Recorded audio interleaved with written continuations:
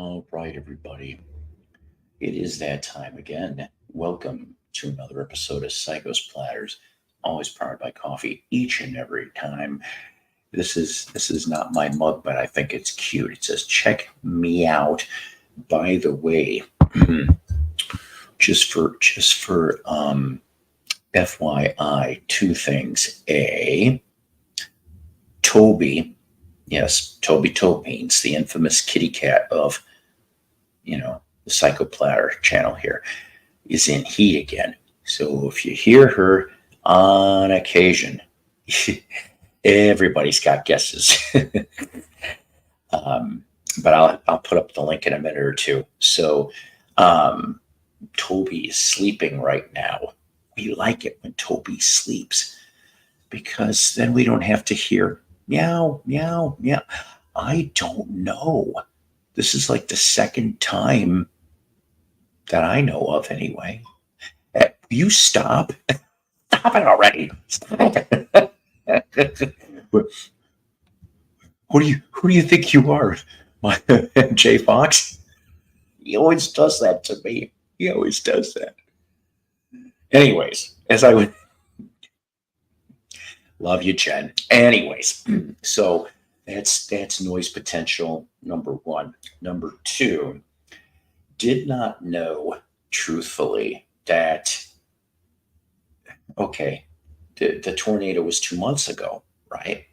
Only now are they starting to work on the side fences.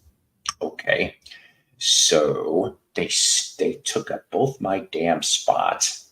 All right, I wasn't home.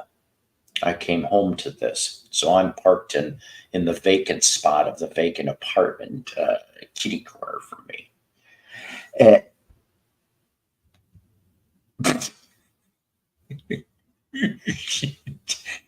Oh, I guess sometimes I make it too easy, I suppose, huh?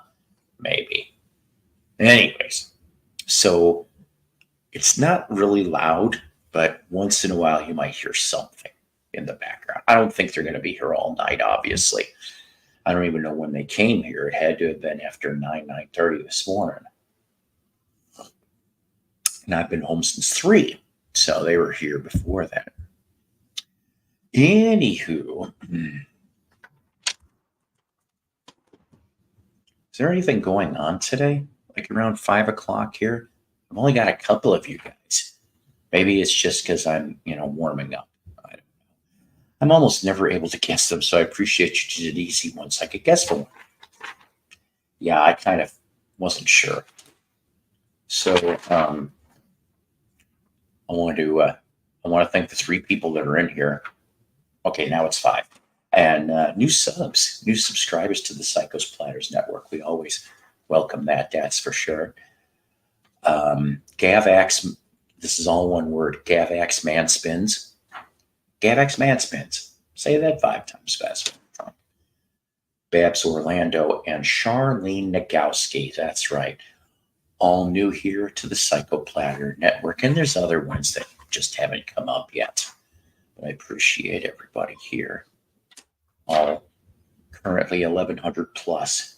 I love you guys so much. And this video is in tribute to 3 different musicians that I know of. Okay, even if it is a little bit behind, we'll go oldest to newest. All right, Mick Underwood. Of course, he was a drummer for the 60s Outlaws, not the Country Act, the UK act with Richie Blackmore. That's where he kind of got his start, sort of. The Herd with Peter Frampton. That's where Frampton came out of. Episode 6, which of course had Ian Gillan and Roger Glover before joining Deep Purple. Quartermass with John Gustafson. And Gillan's solo band. Excuse me. He passed away July 28. Oh, good. Yes, we'll put up the link shortly. Yes, and we know how much I think there's already potential orders for a David Donnelly Funko. See, David, you should get a customized Funko. People will buy it. Martin Phillips also passed away same day, July 28th. Singer and guitarist of The Chills, which was a New Zealand band that got started in 1980, and they're still going for a little bit here and there. On the side is the VC Love Connection. And then lastly, this one a little bit more recent. Either the death is August 3rd or August 4th. Can't really pin it down, but Chris Jackson, who was the drummer for the 60s band July, and they passed, all of them, within the last week. And so we're going to go off and dedicate that. Some of my peeps are coming in here. I know that one of them said that they might be a little late, and I can understand that because I can always appreciate. Hey, Randy, how you doing? A bobblehead, yes. We need to do a bobblehead. That would be something with a guitar. Paul was Mick Underwood. Yes, he was, David. Don't ask me what albums because I didn't jot them down. But it said that he was. Oh God. Well, yeah, I think we could probably sell a bunch of Jen bobbleheads. Anyways, there's that. And hi, Randy. So, but I don't know. Just pretty laid back here today. I only got a handful of LP finds. They were trades, which of course. Two of the albums construct the title for today. The Tin Man was a dreamer under the raging moon. That's right. Which, of course, Jen already solved half of the equation. I hope Michael's okay wherever he's at. I haven't had him for a few streams, otherwise known as MJ Fox. I hope everybody's okay on that. Anyways, so we have I'm putting away some other LP finds for Saturday. Not much, but I have a handful. And then, of course, I've got CD finds too, actually. I stopped at the last minute on the way home to a resale shop that I only go to maybe once every 3 months. Boy, they did have a bunch of 45s, and unfortunately, most of them were easy listening, except there was maybe a couple of them that maybe would have landed in doo-wop R&B territory, and there was something wrong with every one of them. I'm like, oh my God, these were off labels. I love my off labels, okay? The people I've never heard of, that's the most fun. And one of them had an edge warp. Another one, somebody took a damn screwdriver to it. I'm just like, please, people, if you hate a damn song, don't screwdriver it, just don't play it. Or if you're going to be a smart ass, just put like a sticker that says don't play. It's not that hard to figure out. Hello, John. How you doing? Good evening. Hey, Jen, David, Apple, Deadwax, everybody. Yes. And DWR, that's right. He is DWR, isn't he? But so I've got a handful of CD finds. The CDs are $1 a piece there. You really can't screw up with that much. And these things are clean. Oh, they're very, very clean. I probably have way too many CDs. I mean, am I ever going to get through all of them? Probably not. But I do give some of them away to friends and locally here, and I'll put some away for some of my Illinois friends, So it's, I share the wealth. At least I try to. I did try to go off and sell some 45s today, though, at the record store. That did not go over very well. But like I said, I mean, he's okay. I don't really think he really rips me off. If anything, he's pretty fair, and in the end of everything, it's a break-even situation, or maybe I get a little bit of profit, and that's fine by me. I still get new material all the time. I was going to put Daltrey as my guess, but convinced myself it's Under a Raging Moon, not the Raging Moon. But David, you still are correct. Anyway, but we'll talk about that, like I said, shortly. Oh man. So like I said, I've got the link if anybody wants to come up. But so here was something kind of dumb, though, I want to bring up concert-wise around here. So last night at the Amp across town, if I remember correctly, Robert Cray was the opener. Doobie Brothers were supposed to be here. Now, in case you're trying to figure it out, it's, yes, Michael McDonald's in it, Patrick Simmons, Tom Johnston, and John McPhee. That's your people that have been on the albums and such. What the hell? Really? Yeah, I figured it was you. Not you, Mello. There's somebody else that came in at the same time that made me crack up. Yeah, see, I already gave away already. We have this guy. I love this guy. He's another brother from another mother. But you're not the only one, because here comes Cap Spaulding, who a Major League fucking is what he's calling himself today. Hey, nice to see you. Not to be confused with Major Lee Major's fuckable, which only Farrah Fawcett would have done. Yes. A female friend gave me that nickname. She's like, if you're going to change your name, I had it as Captain Fuckable. And she's like, if you're going to do it, it has to be Major Lee Fuckable. And Lee is the middle name. There you go. You know what? That would be funny, like in some type of war movie. All right, salute him. Who is he? He's Major Fuckable. Major Lee Fuckable. Yes, anyways. It's like Conolangus. Conolangus. Remember God. that? Oh my God. Now we have ourselves the what is it? A beginning treatment of a plot of a very horrible 80s porn movie. Hey, Dead Black. I'm hey, telling Randy. you.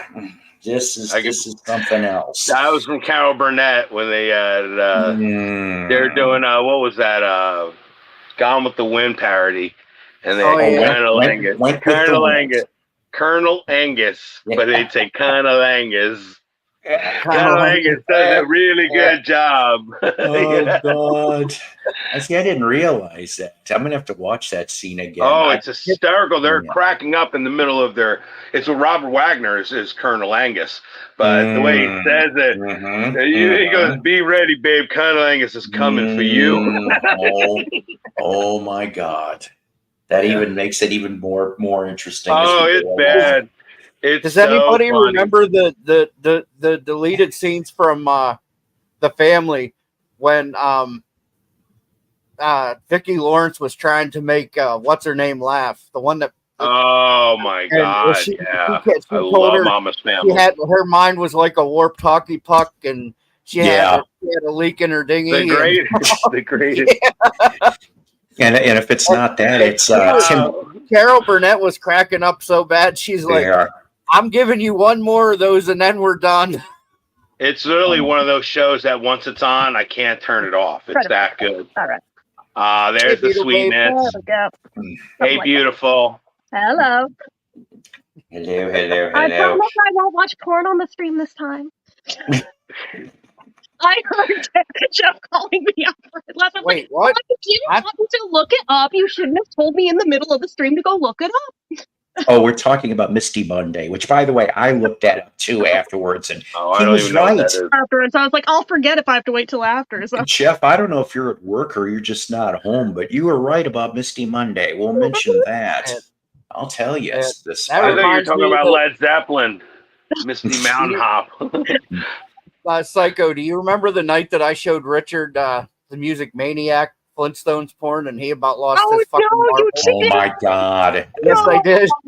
Yes, I did. He's like, you just ruined my childhood forever. Why would you do that to Richard? For that. Because he's Richard. This is the reason why. And I alerted all the rest of the BC Justice League, so we shall see. Like I said, I've got one person. Yeah, you can get more than 6 people now. I can get up to. I can have nine more people besides me. That's right. No duck. No fucking duck on this. Wait a minute. What's the limit? I think 10. It's 10. 10 total. 10. And then if you do like the fucking super plan that's like $49.99 a month. I'm not doing that. Yeah, you get two. You can have 2 extras backstage, which makes no goddamn sense to me. That's what she Yeah, said. That's what she said. 2 extra backstage. But I thought you could have people backstage if it was filled. It'll just say the host is filled. The back. 'Cause I've tried that on Sarah's and other shows where it's filled unless she has the $49.99 plan. But I just thought was something like you were back. It says the host can see you, but nobody else can, and all that. Right. Yeah, but like if you have the 10 slot, it'll come up. Like the host will even get a thing. It'll say, somebody's trying to enter your backstage, but it's full. Oh, I don't want anybody entering my backstage. It is an exit, not an entrance. Yeah, exactly. Oh man. Wow. Never a truer statement. Oh wow. What? Okay, wait a minute. I was listening to the radio and I was like, oh God, what was it? I was singing really bad stuff. Something about. Oh no. Mello, I got to construct lyrics and we have to do. I have a couple ideas, by the way, privately. Sure. And since I have your phone number, we'll try to figure this out. I would love that. But like earlier, they were playing Huey Lewis in the news, Hip to Be Square. Well, for the last day or two, I came up with something else, which kind of was like it's on Hip to Be Share, and I'm trying to construct this. Oh man, I heard a girl singing karaoke. A girl, she sang Joan Jett instead of "I Love Rock and Roll." I love cock and balls. Yeah, I should have known. Amy has a because I was looking for Joan Jett's back to back last time. I figured this had to be me. Oh wait, no, I didn't do that. Wow, it was hysterical. I never heard that one before. Neither had I. But that, and I'm constructing an original Mello. Nice. So you're the one that knows the guitar. I'll give you a hint. I have to drag the harmonica out if I can find it, and we'll perform it live soon. We can construct it right here too. Exactly. It's the best way to convert the ideas. That's for sure. See, Mello, that reminded me of my female friend that used to come on my channel. She don't so much anymore, but every time how is she? Pina Colada song, she would say, "I like pina colada." I've heard that before. I've heard that. You like pina, and you don't care that it's black. Oh my! oh, Yeah, it was MZ that used to come up on my channel and sing that damn song and sing "I like pina colada." Well, I think into a penis-shaped microphone.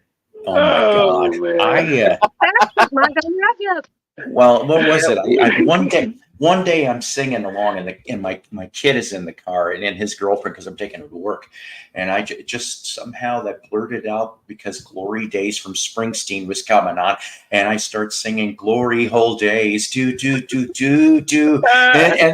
they're busting laughing. They're busting laughing, so I'm like, I gotta construct something about that too. Remember, ladies and gentlemen, properly cover the hole with duct tape. This is the best way to do it. One of the best misinterpretations of lyrics was my mother's husband. Instead of saying, "I want Jesse's girl," he would say, "I want to be Jesse's girl." And that made me fucking laugh every time. Instead of saying, "I wish I had Jesse's girl," he would say, "I want to be Jesse's girl." I heard my nephew sing in the backseat of a car one time. He was like, "I got a black magic marker. Got a black magic marker." I was like laughing when he said that. I was like, "Oh my God." Let's see. All right, another one. My nieces and nephews were little. They used to do shit like that all the time. I don't remember any off the top of my head. I just thought that was cute. I can't stand Ricky Martin, and when they played that song, on radio once in a while would play "Livin' La Vida Loca," and so just one day, I'm just out on the sales floor, and I just start singing. I'm like, "Ooh, it's hot, it burns, drinking the Swiss Miss Coca." It's like, I don't know, stupid shit I come up with. Hey, Kimba, how you doing? I remember when Scorpions "Rock You Like a Hurricane" came out in high school. We were saying "raunchy like a hairy clam." Here we are, raunchy like a hairy clam.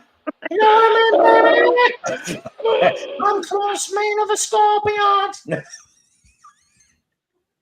Oh, DJ Moreno, everyone knows that one. What's up, Kimba? He was the only dude in the 80s that was in a heavy metal band that could probably get away with having a receding hairline and get the girls. I don't know anybody else, do you? Quiet Riot, Kevin DeBro. Oh, that's right. See, but you're same category. Same category. And to a degree, David Lee Roth. David Lee Roth lost a lot of his God, he was starting to, wasn't he? So did Peter Frampton. Oh, God. I just forgot about Frampton. You know, when I look at it's funny because when I look at Peter Frampton. What was that over there? How can I ever forget about Frampton? Oh, yeah, right. Yes, well. But you know what's funny? With Peter Frampton, when you look at him in the Sgt. Pepper's movie, say the one scene when they're doing the live scene. Yes. All right, now in the movie, they remember when the families all crowd around the TV and they're showing them playing with the big harp behind them. Then they show the scene of Peter Frampton doing she came in through the bathroom window. That live scene where they're showing, I swear to God, Peter Frampton looks like almost a blonde twin of Paul Stanley. Oh shit! I'm gonna have to watch. I mean, literally, their faces, the mannerisms, everything. It just put a star on Peter Frampton. He looks like a blonde Paul Stanley. And how much? I have to Photoshop that. It's incredible how much. I mean, literally, they look so close. I'm an artist, so I paint faces. Their bone structure, everything. But as they grew, they went different. They don't look the same now. But it's funny how who else looked a lot alike. Al Stewart, if you look at a video of him doing time passages, looks almost identical to George Harrison. Like literally looks so close to George Harrison. You can see in the comments, my God, Al Stewart looks like George Harrison here. It's so funny. Again, they grew differently. How people cross and they look similar. Steven Tyler and Mick Jagger look a lot alike too. It's the mouth. It's the damn lips. But then again, Frampton has that damn mouth too. So. Hey, Kimba, there's a lot of rotten clam in New Jersey. I bet. I hate to say it. New Jersey women, look at the Jersey Shore. Just watch the TV show, The Jersey Shore. That influenced so many women in New Jersey. I'm not saying all women, but on the bar scene and the ones that go out, I play for a lot of them. A lot of them are just bottom of the barrel. All the good ones are always taken. I got to head out, guys. I love you. God bless you. See you, Major Fuckable. Come on, David Donnelly deserves that nickname. That was quick. Where did he go? He disappeared. I think Melody's a lot like Santa Claus. I could see that. He is the stoner Santa Claus. He's the stoner Santa Claus, ladies and gentlemen. Johnny L. I love Johnny L. Elton John and Billie Jean King have become the same person. This is official here. The official news. I hate that I can see it. I used to hear as Paul McCartney got older, he's turning into Jen. Jen. Sorry, what? Jen. What? James. You said his name. Hey. Yeah. What's up, brother? Double D. How's it going? Double D. How you doing, buddies? Oh, man. I've been better. I don't know. I just thought, fuck it, I'll go up. But I can't. My mouth. Oh, no. Still? Or did you get more? Another one done today. Yeah, another one today. Oh, no. Oh, man. What kind of meds are you on? Do I answer that? Eddie. Brother Eddie. I was sending him bathing suit pictures to make him feel better earlier. So. What? I hope you're smoking. Hey, David, I hope you're smoking something good there. If you're going to smoke, you might as well smoke something good. Exactly. Yeah, it's purely medicinal, I'm sure you understand. It better be, man. You betcha. And, yes, Beetle Babe was very, shall we say, generous with her nursing skills after when she found out I had one more cavity. There's a terrible joke there, isn't there? Sorry, no. Boom, boom. Anyway, so how many, are you done with this now? Or do you still have more? No, that's the last extraction. right? That's the last extraction, but it was one right at the back. Right at the back. Oh, I know that as I get feeling. older, man, it makes me worried. I'm more particular about my teeth than ever. Literally, Yeah. after I had every extracted at meal, 12, I am which is the very flossing. back, so. I am like so particular with my teeth because I only had lost a few so far. I have a couple chipped ones, but like so far, every tooth is still intact. I want to keep it. Yeah. I know 90-year-olds that still have their own teeth, so it's possible. Yeah. But I mean, obviously, the one before was there. I'm not hiding it very well. Yeah. But now, Hey. of course, I'm into that stuff. but of course, the really excruciating thing now is that I've got to wait 2 months so that all the cavities just heal up and everything, and then they can press the thing to make the implants out of. Yeah. So I'm afraid it's going to take some getting used to, I'm sure, trying to eat with that and the whole new process you got to relearn in your 50s, like literally trying to relearn like a baby almost how to eat, swallow, so you're not choking, how to clean these things now, how to maintain it. It's... Yeah. Well, I mean, luckily, because implants, once it's in, I just brush my teeth. Oh, okay. Yeah, right. It's not dentures. It's not dentures. No. Yeah, but it's more... it's more that you're right about food and stuff. It's like, I fancy. Oh no. Yeah. In the meantime, it's gonna suck. Once they're in, you're golden. Yeah. Once you get used to it, yeah. It's a learning curve, a big learning curve. And although the opportunity hasn't surfaced recently, I am also worried that if there's something else that I quite enjoy eating, it's going to be rather painful for a while. But there you go. There you go. Life's like that. Yeah, And I also, can understand that. Anyone listening in the chat or watching in the chat, and all three of you, do please understand that I'm completely aware that I'm doing this for my own fucking vanity. What do you think? I did the ones in the front. I understand that. No judgment from me. I mean, they weren't. The one at the back was broken. That was bad, and I broke this one at Christmas. But in terms of they were still functional. Your teeth were still functional. They weren't like loose or anything. You're doing it strictly going through all this pain to have a better smile. And you know what? A year from now, 10 years from now, you're gonna be like, I made the right choice. Because you ain't gonna feel the pain no more. Because of my job and stuff. Absolutely. I do get my photo taken a lot. There's nothing, no shame in that game. I think I was talking about this to Beetle Babe about how when we did this massive festival in Belgium, they had these 50-foot screens either side of the stage and what have you. And occasionally it would go to a band member. And I remember it went to me playing one of the guitar solos, and my nails were disgusting. I had all this dirt under my nails. When I watched it back on the telly, when I watched the TV broadcast of it, every time it went to my hands, I was like, oh, geez, that's awful.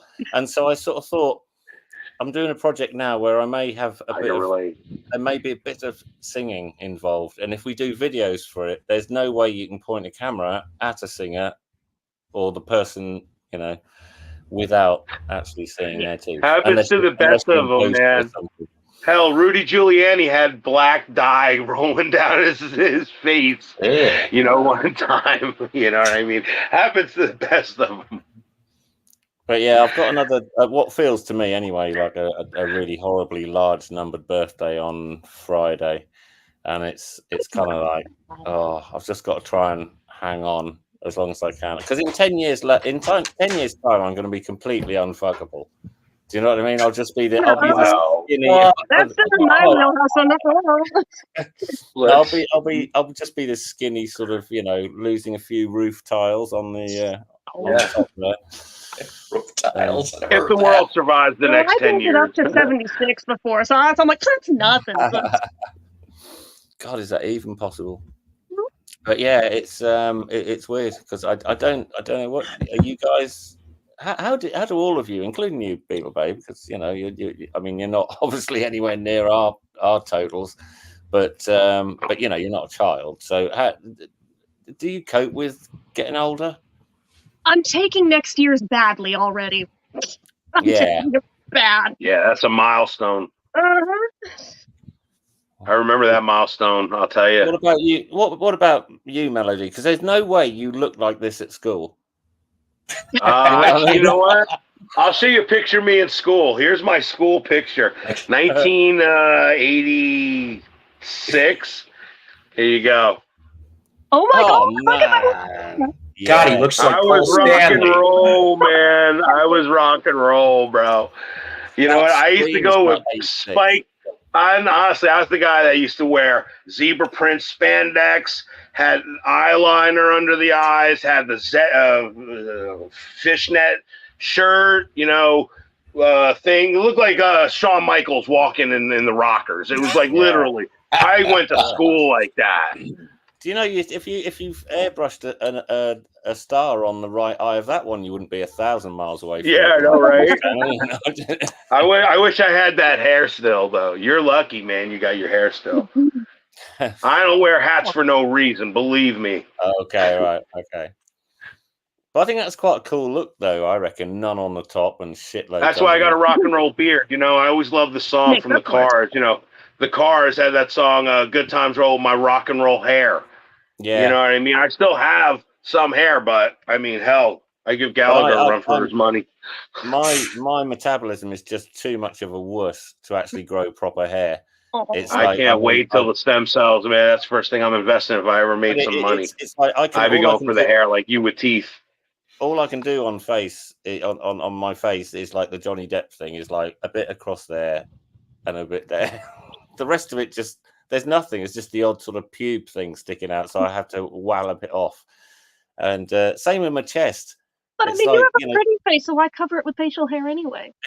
It's like my chest as well. I shave my chest because it's like, oh look, if you're not going to bother, then fuck off. Hey, in the 70s, it used to be the big thing. John Travolta had the hairy chest. Barry Gibb, Al Pacino, they all had the hairy chest. And Serpico. Robin Williams? Yeah, Robin Williams was, exactly. Oh, yeah. I'll give you one that nobody really knows because I've been in a dressing room with him many, many, many times. But Glenn Matlock is an incredibly hairy man. Yeah. Or what about that guy from Barbarella? Remember Barbarella? Oh, God. Yeah. When he rips off his head, he had a woolly mammoth on his chest. Howard's chest going on. Paul Stanley as well, Yeah, Paul Stanley was known for his chest. He shaved that stuff later on. Yeah. Crazy, isn't it? But so there you go. I'm sure that was fascinating. There's not many comments. Hey, what's up, Jeff? Hi, Jeff. Not a whole lot. Hey, Paul, I was going to say I apologize for not coming on. I was helping my son get this apartment rented because we have an empty apartment and we just rented it this afternoon. So. Oh, good. I was just going to ask you about that. Mm-hmm. It's full. We're full again. Yay. We're good. Oh, I have the door shut. I have the door shut because it's 104. What's it, David? I was just saying to Jen that Kimber has just put 40 isn't so bad, Jen. I think she was talking to me, actually, that she thought maybe my 40th. And honestly, David, you look like you're in your 40s, honestly, to me. Yeah. Mm-hmm. True. You really do. I mean, honestly, I'd trade looks with you any fucking second. Well, thank you very much. You're very kind. Wish I was still 40. Yeah. Honestly, you could still pull off almost the Nikki Sixx kind of like teased hair thing. Like you could do a lot with your look. I'll start the heroin addiction immediately. Then. Oh no, don't. Sorry, Jeff. That teased look was a big look for a while, from 1981 to probably 88. Even Axl Rose, the first video, Welcome to the Jungle, his hair's teased. The next time you seen him, he had the Indian look almost, like kind of like Anthony Kiedis, hair parted down the middle, and you never seen the teased look again. Freaking Anthony. Yeah, Mello. I think we sort of rather carpet bombed Jeff's entrance there. So I think so. Okay. Hello, Jeff. How you doing? Doing good, David. I was going to ask, do you have any of those ruffled shirts like the rock stars wear? Because you would look. I've never gone in for the ruffle. No, I don't think so. It's Yngwie Malmsteen. No, I was God, thinking about Keith Moon. Did you see? He's wearing like exactly. And given that I already compare him to Mooney, I'm like, yeah, I could see that. Well, you see, although I've played with a variety of artists from like Sasha Luffman, who was like 16, to Adam and people like that, you know. It's kind of like I do lean more to the punk rock, loud, noisy stuff, but not metal so much, you know. I mean, I do love when I'm in here on my own and I'm recording something, I'll sometimes just go sort of double hand crazy just because it's fun, sort of thing. But I don't do an awful lot of that. I'm more sort of Chuck Berry on speed. Oh, nice. You know. That's good. That's my style. But there you go. Anyway, welcome, Jeff. That's kind of how I put Brian Setzer in that category. What does he have his name out today? I can't read that. Dave's not here. Dave's not here. As in Cheech and Hey, Chong. what's Dave's up, not here, man. I got it. Good evening. Hello there. Good evening. Good evening. What's up? What's up? How's Not it- shit. No, I'm surprised. I missed that. What was that opening statement? No, I genuinely missed it. Yeah, he's talking. David's talking to you, Jeff. No, not Jeff. Dave's not here. Oh, not me. Well, Dave also. yeah. See, that's probably why I put Dave's not here. Not to be confused with Jeff. He's Jeff too. Yeah. That's confusing, isn't it? Mhm. At least when Wyoming Dave comes on, he's David and I become DD. Double D. Like this? Exactly. Wait till four more other people come on too. Yeah, You I'm betcha. sure. I'm sure people have worked out now. I've got a Schwarzenegger-esque, kind of body under here. All right, so I'm going to make myself big for a minute because Easy, Tiger. we're gonna go. Oh boy, next Show month and I get to be 57 next month. I'm 57 on Friday. No shit. Yeah. But you don't look 57. Damn it, I'm like No add another doubt. zero to me. Young. That's how I feel. Yeah. All right, Jeff. Anyways. Go. The title, thank you. The title is "The Tin Man Was a Dreamer Under the Raging Moon." Now, some people obviously have already guessed the back end, but here's the front end. Nicky Hopkins. Nice. Not where I thought it was going. I've heard the name. See, but this is my mature response, Jen, to that. Yes. So, April 1973, this came out. Some of the sessions were actually done at Apple Studios.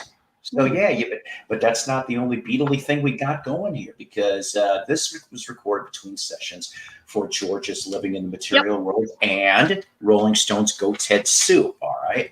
So you've got Klaus Vormann on bass on most of the album. George is on 4 tracks, otherwise known as George O'Hara. Mick Taylor from the Stones, of course, he's on here too. Prairie Prince, of course, by that time just left Journey and joined the Tubes, but he's doing his thing. And then Bobby Keys, Jim Horn, and Jim Price are your horn section. That's right. So this here, nice little gatefold. Nice. And then I like the old timiness kind of thing about this. And then first, I know this probably isn't an OG, but obviously, but that's what you're looking at for that anyway. 73. Second part, yes, everybody figured out the second. I made it too easy. But it is this. Yeah. And you know what's funny though is I haven't had this in the collection. Oops, sorry, Rolja. In the collection for quite a while. So this one came out September of '85. Right? You got members, you've got members of Big Country and Robbie McIntosh, Brian Adams, Russ Ballard, and John Parr, Mr. Non. Wait, you say Robbie McIntosh? Yeah, Robbie McIntosh is on here. It's like with McCartney in the early '90s. Robbie McIntosh. Well, yeah, there you go. And so, and then of course. Pete Townsend, of course, wrote After the Fire. Now, one of the interesting things, and we talked a little bit about this, but I didn't realize till I did a little research that it was John Entwistle that actually asked before The Who came on Live Aid. They were like, hey, let's play this for one of our 3 songs. And Pete's like, no. And But he so ended up that's doing it how, for Deep End Live himself. So right. And that's how John ends up, with his John Entwistle band. He does a version of it. And then, of course, we get to the last track, Under a Raging Moon. So here's all your drummers. I remember that. I still think it's a neat little neat track. So you got Martin Chambers from the Pretenders, Roger Taylor from Queen, Cozy Powell, who he's been in everything. Stuart Copeland, of course, Police, Zach Starkey, Ringo's Kid, Carl Palmer, and Mark I don't know if I'm pronouncing this right. Bresky from Big Country. That is what your title of today is. I said it. You know what? Yes, wrong button I pressed. it would help if you hit the right button. I usually do. I know. My success rate's pretty good, so I'm told. My turn to be brave. Let's see. So somebody just took a power hit. Yeah. Yeah, he kept running off about his generation. Yeah. But in his defense, it was 6 days after Entwistle died. So I mean, it wasn't that. But, I'm telling you, when he died. Oh my God! Exactly. Sorry, there was bones in it. Mello trying to find the mute button. Don't ever say Oz never did give nothing to the Tin Man. See, that's what I thought it was for that part. Anyway, Paul, it won't surprise you, but I do know the man known as and pronounced as Mark Brzezicki. Brzezicki? Brzezicki, yeah. Brzezicki. Oh, that's cool. Nice. How do you know Mark? Because I was in Glenn Matlock and the Philistines, and we supported Big Country for a tour. Nice. And yay, excellent. And he's also been in Midgear's band, and obviously I got a connection with Midgear, Ultravox, and all that sort of. Oh, nice! Did not know that. It's all just. I think I said to Rachel on the Ghost at some point that like it's just we say, oh, you know everybody, but it's just jigsaw, isn't it? It's just that every piece leads to another piece and what have you. David, the memories that you can rely on and stuff. Honestly, like those are magical memories to be able to say that. Don't get me wrong. I'm not complaining about a single minute. I'm sure you value every single one of them. I'm telling you, you should write a book or do like a series. Yeah. Just talk about your stories of the people you met and show focus on this person, focus on that person, and tell your I think that would be awesome. I was literally running through in my head today what I'd do about, a particular, certain incidents as well would be fun. But I don't want to piss off the artists that I've worked with. How about this? While you write, I would love to see, would you write a list out of all the people you met? All the famous people you met. I'd love to see what that number is. If you can go through go through year by year in your head, maybe look through photo albums and just really try to write down all the people of note that you have really met.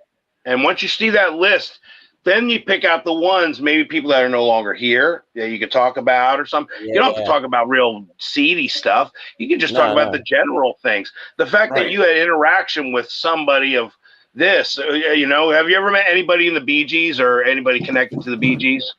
No, I haven't actually. That's somebody who I would like. If you had that, I'd be like dying every word. You know what I mean? Like, but you do to somebody else, though. Like some of the people that love the Cure, they would love to hear.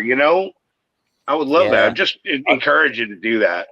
I still find it funny and sort of just odd when I see sort of Robert Smith like signing autographs outside a hotel, or the amount of security they have to have now, and all that sort of thing. I just think we used to go down the pub after rehearsals and stuff, and just like no one ever came up to us and sort of said, "Oh, yeah." Well, obviously not to me, but to the others, And there was one particular funny moment I remember when we were walking to the rehearsal place called John Henry's in London. It's still going. Still, you can book a room at John Henry's.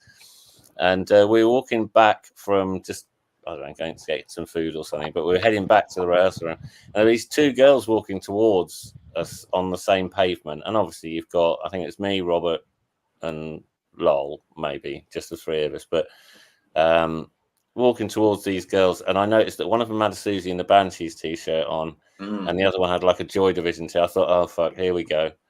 And so as we got right up to them.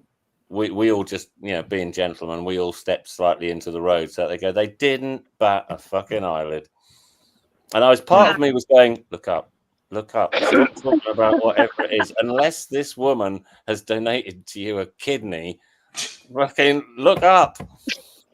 But they didn't. They just wandered past, and it's weird because they were in full, stage sort of thing. But I mean, Robert is pretty much what you get minus lipstick. Yeah. So, I mean, I can kind of relate to that a little bit, David, in the sense of when I was growing up in the area that I was at, the band that came from our town in Toms River, New Jersey, right? The area, Skid Row, was like the big band that came from our town.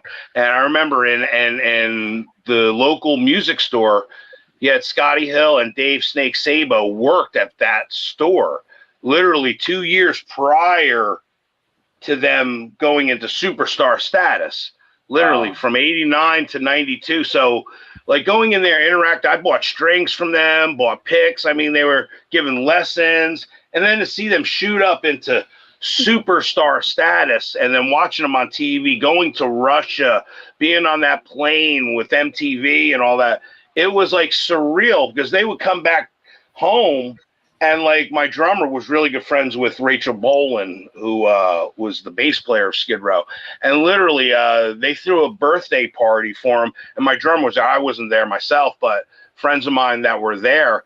It's just that to be like, have that like superstars that come back and then relate to your friends again. It's like really, it's got to be such a polarizing, effect, literally, to go from that to this, like at the drop of a dime. Yeah, I was just looking at Dave, the pickup artist, said, what did he say at there? So I thought that was quite good. I think the Who tours want to repeat is short on cash. No, it was like Pete Townsend wants to do another Who tour, and Daltrey has had enough. I think Frankie Valli, he's 90 years old, still tours. But I think that's a cracking. Isn't that a Dave the Pickup Artist joke? Because isn't Had Enough the B side of Who Are You? Yes. Yeah.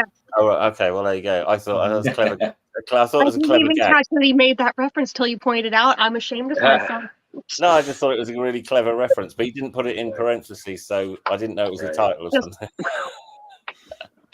But yeah, well done, Dave the Pickup Artist. Very funny.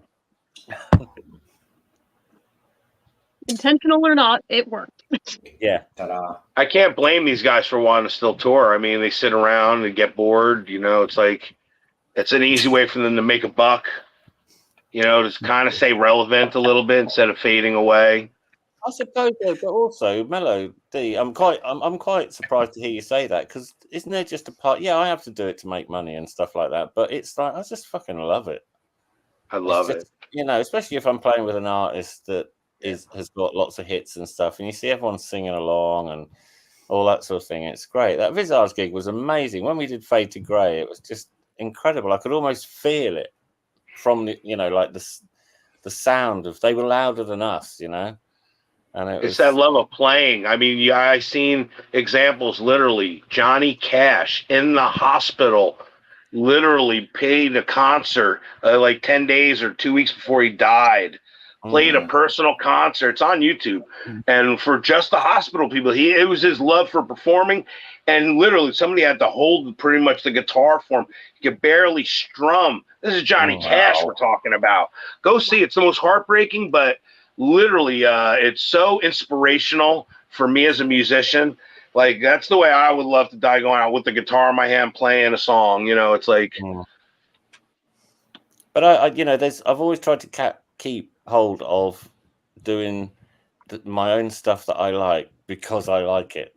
I'm not expecting, I've yabbered on about Choose Your Weapon or Peaceful Cacophony, and all this sort of stuff that I do that's my own projects. And yeah, they're all on Bandcamp. Go and have a look, have a listen. If you like it, bung us a pound or whatever it is. We need to bring back Rock Olympics. But the thing is, I don't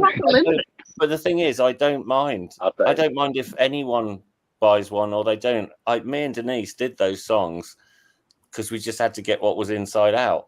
Right. You know, and it's like I do have. I mean, you know, I don't want to reveal too much and stuff, but I have over the last 3 years, I have had a few sort of swimming through treacle moments in my head. You know, I've had a few sort of issues where, you know, I had a friend of mine unlived herself, as we're allowed to say on YouTube now, and that just fucking floored me. And then our merch girl did the same, and it was just, I lost it for about.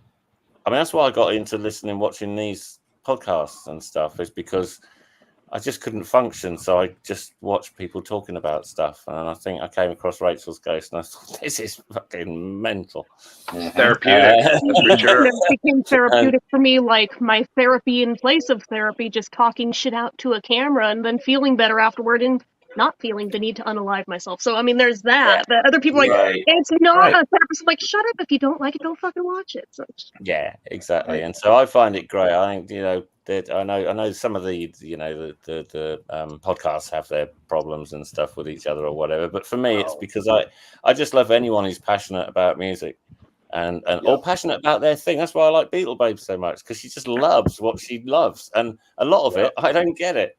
But it's like, I love trying to find out, why do you like that? Why is that? You know, I've got to send you, don't take this the wrong way, everybody. I've got to send you a photo, Beatle Babe. Because I went to a record fair on Saturday and I was flicking through the racks and I just saw this really cool looking Monkeys album with a Japanese, it was a Japanese one with a Japanese OB down the side. And I'll send it to you now.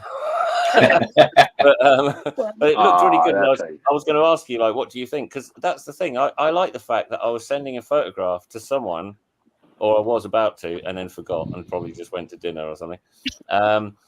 But it's like, I love people who get really, you know, like Thor with his Metal Minute. Who doesn't love Thor's Metal Minute? There's how passionate the guy is. I don't get the I just love the guy. I'm like, even if I don't get it on stuff he talks about sometimes, I love the passion behind it too. So that's why I'm like, don't you dare shoot him down. You let him talk. Yeah, he's one of my favorites on there. Me too. Yeah, like I say, I've not had any problem with anyone at all. You know, I mean, when I went on Sarah's show, obviously there's people in the gallery I've never heard of going on about how small my dick was and all this sort of stuff. But it's like, I don't know what I'm supposed to care.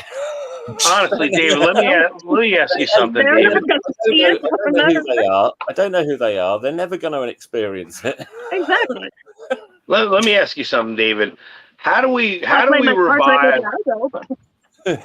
How do we revive rock and roll back to its glory? You know what I mean? Like, literally, people used to sing songs about rock. You know, I mean, I remember when Rock is Young. You know, Roll Over Beethoven. Like, these things were about rock and roll. Led Zeppelin. You know, everything was like centered around rock around the clock. Yeah. You know, it's like, and we don't have that no more. Rock is like literally the battered stepchild now of the music industry, and heavy metal's even the under the stairs. You know, in the Harry Potter room. Literally, like heavy metal, it doesn't even get acknowledged by anything anymore, and it's so shameful. That like, you know, people will use heavy metal. Gwen Stefani used hard rock heavy metal tones to get, you know, Spiderweb and these songs. She ever gone back to hard rock again ever? No. Neither did Alanis Morissette using the Red Hot Chili Peppers to do You Ought to Know. Like, it's a shame that it gets stepped on to get where you want to go, but then never looks back to respect it or anything. I mean, I'm not a fan of Pink, but she did. She opened the Brit Awards once, and she did the most metal version of "Get the Party Started" I've ever heard. That's cool. It was fucking awesome. You know, but I'm sorry to interrupt. I'll shut up in a second. But like when I saw that, what is it? That aerial thing that she does with like the ribbons and the hoops and everything, the Cirque du Soleil. I was like, all right, she may not be my thing, but I have to give respect where respect is due. That takes talent and stamina to be able to do that. Holy shit! She's amazing. I respect tons of artists that I've no interest in. You know, I think Taylor Swift is amazing. I mean, what she's come up with and the ways that she's the way I do. I think because she got such a kick in after that thing where who was it? Richard. Somebody went and just took her award off Hey. her thing and stuff, and it's Oh, just I like, forgot about that. yeah, and people But really, I'll let you finish, but yeah, but you know, Hey, she Richard. really- but she does. A lot of people like her. Who the fuck am I? You know, Hey, my Mello. last single sold 500 vinyl copies. I'm not going to have a go at her for what she does. You know. Hey, David, I've got a couple albums I got to show you that I got recently. Oh, wicked. It's no other David, is there? No, that's right. Sorry. You meant me. I thought Wyoming might have popped up.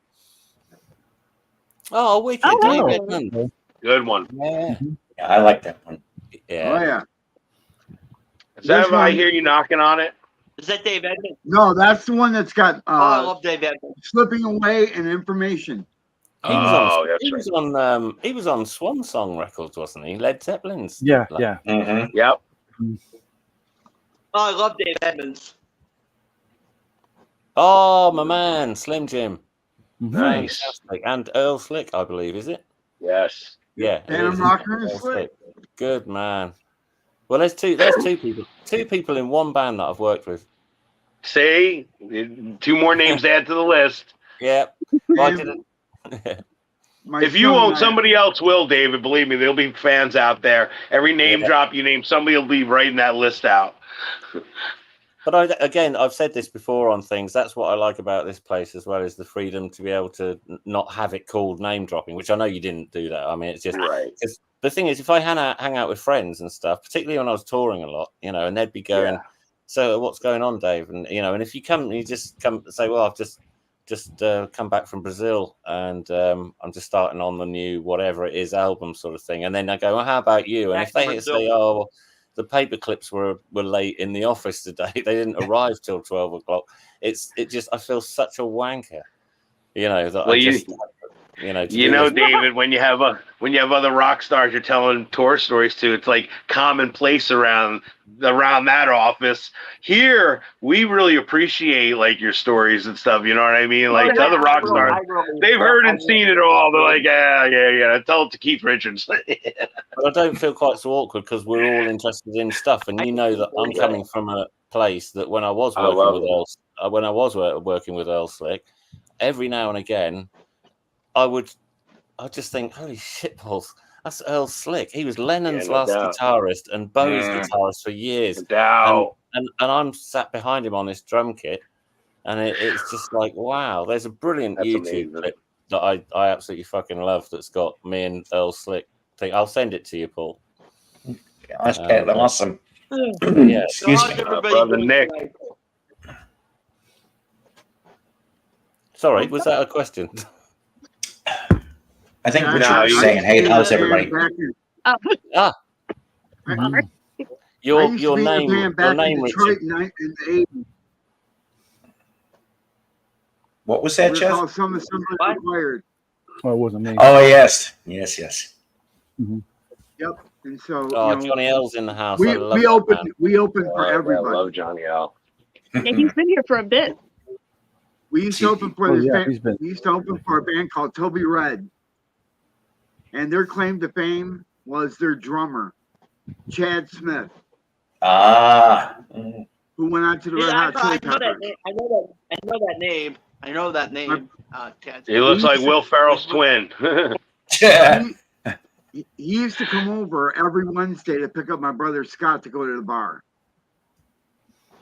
So Wow. Cool. Cool. so there you are. Did you ever see that skit on the Jimmy Fallon show where they had Will Ferrell and Chad next to each Yeah. other? Oh Yeah. my God, dressed exactly like they did the drum off thing. It was incredible. Yeah, that was really funny. Oh my God, they do look so alike. Oh, by the way, Mello, you asked me a question about, I don't know, an hour ago or something. But what I was going to say is, how do we get rock back and stuff like that? Oh yeah, that's right. I just think it's because, when I was a kid and when you were a kid for sure, it's like everything that was done that was cool was done in groups of people.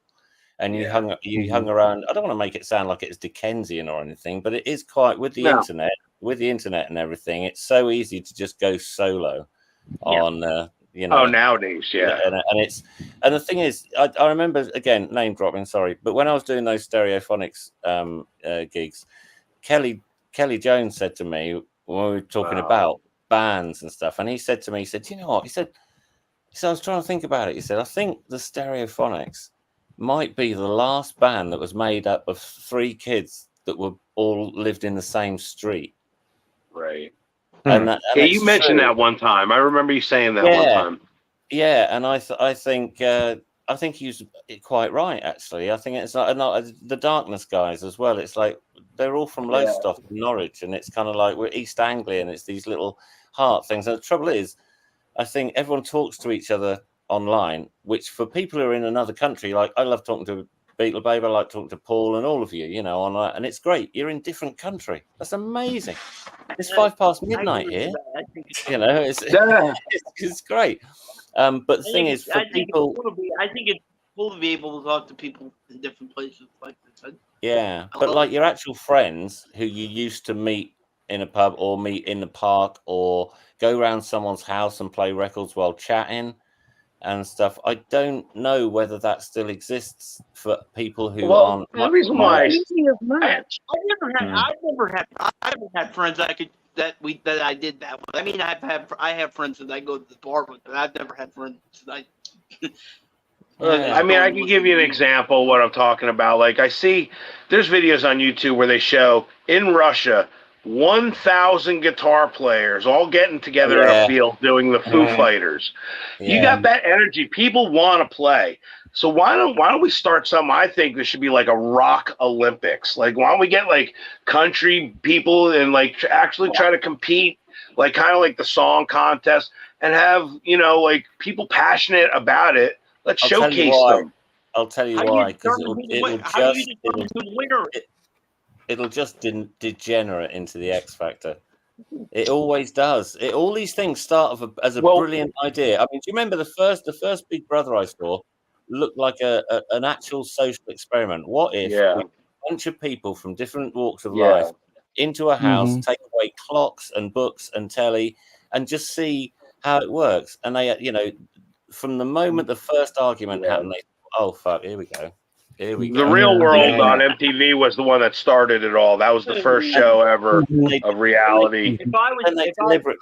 They deliberately put, like, you know, a gay black guy in with a sort of. If I was there, probably would take too long for an argument. Yeah, and the other thing is that it was a good idea. Maybe things like you know, American Idol or whatever, and I know a few of them have made it, sort of stuff. But you just know that whether it's X Factor, but there should be a code that people would actually adhere to. Like, if it was set up in a way that kind of nurtures that side of things, like, if you want to be passionate about it, this is what you join, you do this. And, you know, like, once you start going beyond that, then you're not part of that no more. You know what I mean? You need someone to actually keep it, you know, orchestrated so that on course. Yeah, but I suppose, I don't know, that it seems like all the young people, because I've taught young people, you know, and we talk about doing songs and stuff, and the amount of times I say, what do you write about what you know, and write about your thing. Do you really want to do this Mariah Carey cover, you know, or should we write something of your own that's on the same sort of thing? And so, and I think that's the thing that's missing. They all want to be the next whatever sort of thing. When I was doing music, I wanted to be like, I didn't want to be the next anything. I wanted to be the next me out there doing whatever it was I was doing.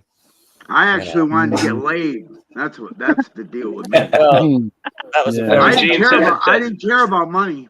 That was a very, very satisfying byproduct of it, for sure. We got paid in pitchers of beer. So I've got that too. It wasn't about the money. I know that I'm really lucky to. I'm a musician. I'm a musician. It hasn't helped me out in that department yet. So. What? I got half of that. Sorry. I got that's all I got. You guys are something Richard. And also, your mouth's covered by your name, so I can't actually lip read either. There we are. Yay! What a handsome man. And he's not super close to the camera for once. Holy shit! Yay! Listen, he's taking my Yeah. direction. You know what, Richard? You're learning. I said that to you, and you're really, stepping it up. That's the first time I've seen anyone get applause. It's quite good. But, No, usually all we get is a forehead. Beetle Babe likes a warm hand on her entrance, don't you?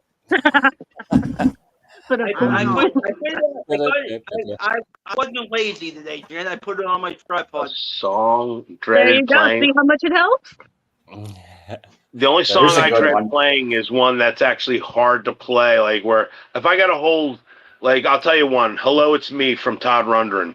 Try to play that song. It's all bar chords. Like the whole time you're holding your hand in a position that just like literally it's easier to tire you out. So I kind of, not that I dread the song. I absolutely love the song. So I'll withstand the pain I'm going to go through playing it. But that's what I would consider close to as far as dreading a song. If I don't like a song, I don't play it at all. Unless you're like being paid by a lot of money to do it. So I haven't gotten him in situations. That actually is a difficult song to play because I have never been able to actually make it through the whole thing, and I thought it was. It's difficult. Todd Rundgren was a musical genius, honestly. Well, for me, I'd say I don't think there's one I've dreaded playing. Sing it. Sorry, say that again. I said I think it would be harder to sing Hello It's Me than play it. No, not at all. No, I mean, for me, it was always more on the set list. There'd be a song that not that you dreaded playing, but you just didn't enjoy as much as the rest because it's really difficult. It had like weird time changes in it, so like I can see that. Yeah, playing with Willie Nile, this American singer-songwriter guy. He came over and hired an English band to go around, so I just had to learn his set. But there's a bit where he said, on the live version, Dave, we'll stop after that last chorus, and then I want you to just do a drum solo. And it's like, I've never done a drum solo, so every night I would just think, oh God, and of course you've got to bring the band back in all on time as well. So that was always when I did the Bowie stuff, doing Width of a Circle, it's about 8 minutes long or something, isn't it? And it's just there's so many parts to it, and those sort of things would really worry me. Songs like that, I hate it, but I have to play them because whenever I do a gig, everybody wants to hear them. And like, oh God, do I really have to play them again? Yes, you really have to do Billy Jean deal with it. But if you're playing also one of the most beautiful songs. Also on he's cutting in and out on the last that went doing the really big Visage gigs as well. It's like I'm standing in for someone who's dead. That could be a circumstance. I'm basically standing in for the late and very great John McGeoch. And so there's a lot of John McGeoch fans in the audience, and I'd better play like he did. They don't want to hear my David Donnelly little twiddly bits that I thought might sound better. Forget it. I guess it depends on a circumstance, because there's a few other kind of instances I can understand where I would feel dread. Like if I have to play anything overtly satanic, I mean, I'm not a sympathy for the devil guy. I'm not a highway to hell guy. I'm not anything that's like blatantly embraces evil. I dread anything like I would have to participate in something like that. Another thing was one time my best friend's wife came down with ALS, and she was about to pass about 5 years ago. And he asked me to play songs for her literally on her death night. And it was the hardest show I've ever had to perform, because he said this is the last time she's ever going to hear music in this realm. And she wanted he asked to play her favorite song. So she loved the Foo Fighters. She loved Motley Crue. So I'm going through songs that I'm literally having a hard time even mustering, because I'm playing to her literally with nurses around her, tubes in her, everything. She was wiggling her toe to acknowledge that she did hear the song, and it was just, that's a dread I don't look forward to, but I appreciate what it was, So I mean, that's another instance of real on dread to think of. The other instance is if you're just like being taught a song and like ready to go, and now you're scrambling like, wait a minute, I don't have it fully down yet. You know, I dread those kind of things too. Yeah.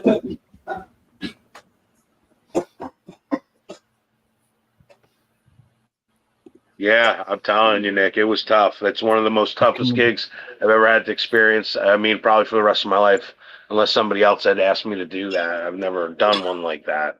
Mm. Nope. If it was a personal friend too, so that even made it harder. I knew the woman. I mean, we all grew up together, so. I just find it difficult when something's happening in your personal life or something like that, and you've just got to go. You just got to go away. Like my dad got first got taken into hospital when I was on tour in Sweden, and it's like, you know, that all my sisters were able to be there, my mum's there. It's just, you know, that was shit. And also, I had a girlfriend who decided to ditch me just before I went on a European tour. And the first night was on her birthday. The first night of the tour was on her birthday. And not only that, her birthday was on February the 14th. Oh, jeez. And that was pretty fun. Valentine's Day, yeah. And so yeah, you know, and it was very difficult doing, you know, gigs after my friend went, because she was the bass player, and like that particular band we never played again. But it was just kind of just being on stage just felt a bit. I felt bad that I could and she couldn't, but she did. It was her choice, you know. That's what therapy tells me. So Nick says he had 2 weeks to learn 40 songs, then off on tour for 3 months. He was so sick of them by then. Oh God, that's awful. When I stood in on guitar for Sham 69, we were discussing this, I think, last episode, the Sham 69 thing. And that was like, I knew the hits, like, you know, like I say, If the Kids Are United, Hersham Boys, that sort of thing, whatever. But they do like a 25-song set because they're a punk band. None of their songs are longer than 3 fucking minutes. You know, it's really bad. That's like, and if you're headlining, which they do, and a Ramones song would be quicker. Ramones concert. You got to do an hour set and quarter of an hour encore. You know, so it's really difficult. You've got to save all the really big, like the hits, for the encore, so you've just got to like. It amazes me, like bands like Fantomas. I don't know if you ever heard of Fantomas. It's one of Mike Patton's bands besides Mr. Bungle, Faith No More, Peeping Tom. I thought they were called the Fantomas. Fantomas, and I'll tell you what, they got literally 12-second songs. You know what I mean? Like stuff. It's like incredible. They have an album called The Director's Cut. I recommend anybody who likes The Godfather. They make heavy metal versions of movie scores. And it's Dave Lombardo. It's the guy from the Melvins is on the guitar. I mean, it's really incredible. And a lot of it's instrumental, with Mike Patton doing his like Yoko Ono kind of sounds, and like literally it's a work of art. It really is. Did you say The Director's Cut? Did you say The Godfather? Did you say it was that? There you go. It was that. They do the Godfather song, actually, a heavy metal version. Yeah. There's a punk kind of version of that called Me First and the Gimme Gimmes. Yes, I love that. Oh, yeah. Yeah. Now you mention it, right? They're fantastic. Me First and the Gimme Gimmes. I'm just glad somebody else has heard of them, because usually I mention them, people are like, who? And I'm like, I have to educate you now. Just all the show tunes that they do. Punk rock style. Show tunes. How do you think I have them? Because my best friend was super into them. She's like, hey, this band did like a really hard rock version of Cabaret. I think you need to hear it. And the rest is history. And I was like, well, now I have to hear everything else they've ever made ever. So. Their punk version of Sunrise Sunset is awesome. I used to love them on the Muppet Show when like Alice Cooper would go on the Muppet Show and he play with Dr. Teeth and stuff. Oh, it was great. Such a good episode. Dr. Teeth and the Electric Mayhem. Didn't they end up like making an album or something that's out there? Yeah. I haven't heard it. And I think probably they should. did like an offshoot show of just the band not that long ago, like a couple of years back. I still haven't watched it because I think it was on Apple Plus or something, but I could probably pirate it. So the Muppets, honestly, in the 70s, Jim Henson loved rock and roll. He would incorporate rock and roll into the Muppets. I mean, purely.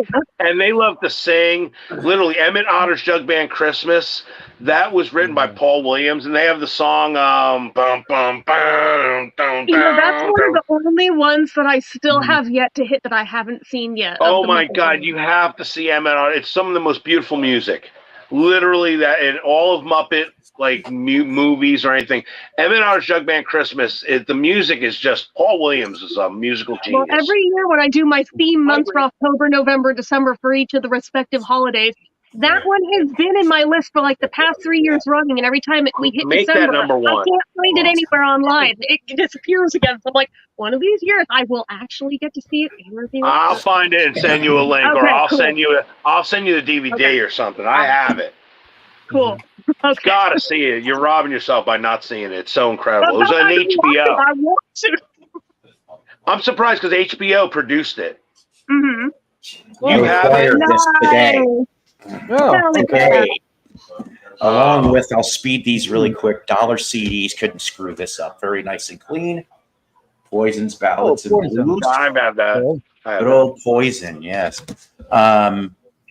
Rush's Test for Echo. Nice. Awake, the best of Live. I love and Live. lastly, Live is great. They're local to us. Some Saliva. Yes. Saliva. Wow. Buckapeas. Could not screw that up for the life of me. And somebody dumped their Bobby Vinton collection. I don't know why. Maybe they weren't blue enough. I know. I got an overload of like just Englehart, Humperdinck, Tom Jones, Andy Williams. I don't know what to do with some of these. Johnny Mathis. Like, you can't give those records away, literally. You can give away the Andy Williams ones to me. Unbelievable. I'll take the Tom Jones. Say what? Of course you would. That's not unusual. I got 30 Tom Jones records. I'll take them. She made 30 records. Because the guy I lived with that passed away was a big Tom Jones fan, and he bought everything. He bought all of Paul Anka. See, the reason why he wants them is because he's installing a stripper pole, and he wants to test out with his first lady what's new Pussycat. I knew you were going there. I knew you were going there. You can leave your hat on. I like his version of that, and I actually like his version of this also. But here's the thing. It's funny you bring up Tom Jones, because Tom Jones is coming to the River Spirit Casino in Tulsa, Oklahoma. And I know that my manager, Donna Jo Cat Lady, is probably one of the biggest Tom Jones. She has seen Tom Jones, I don't know how many times over in Vegas and other places. And she's like, I'll go if you go. And I'm like, hey, fuck it. Why not? I'm not. Might as well. Hey, Paul, I'll send you some Tom Jones records to get signed. Let's cash in on that. Well, I heard it's half tough to get to him. But I'm willing to take a stab. You have an insider, though. You got an insider. Maybe she could bring it to him and say, here's 5 records or something. You know, do one as a giveaway on your channel to grow the channel. And of course, hold the underwear. You know what I mean? Paul, you can get one. I'm with DJ Johnny L. If DJ Johnny L. If that's got a question mark, like I thought that was him. Tom Jones is still touring. Yeah, he had a new album last year, 18 months ago. Yeah, it was amazing. Yeah. But just think, Paul, you get one signed and then you use it as like a giveaway for your channel to grow the channel. Sure. Oh, definitely. Wow. Yeah. So when I went down there, I was asking the people, they said he's not coming out. He's not going to sign anything. He's not coming out. Don't try and hand him anything on the stage. He's not going to sign it. You talking about Mickey? Yeah.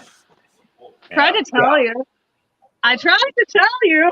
Well, you said he did a kick-ass show, right? Like, for how much time I spend around the fucking band, that's why I was like, trust me, he's not going to do it. But I got to be seen right up front, like an inch away from him, and I screamed which like is still really cool. You had a great view. And I screamed like the girl when he pointed at me. Hey, Bella, look at this.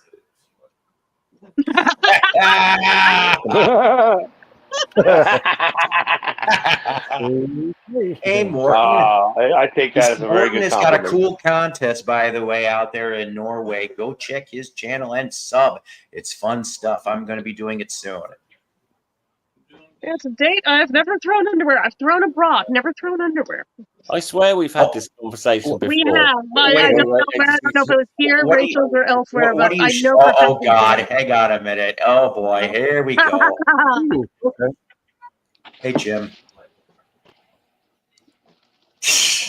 I love Tom. What's wrong with Tom Jones? I love Tom Jones. Oh, this is a cool record. I don't know how that got in there.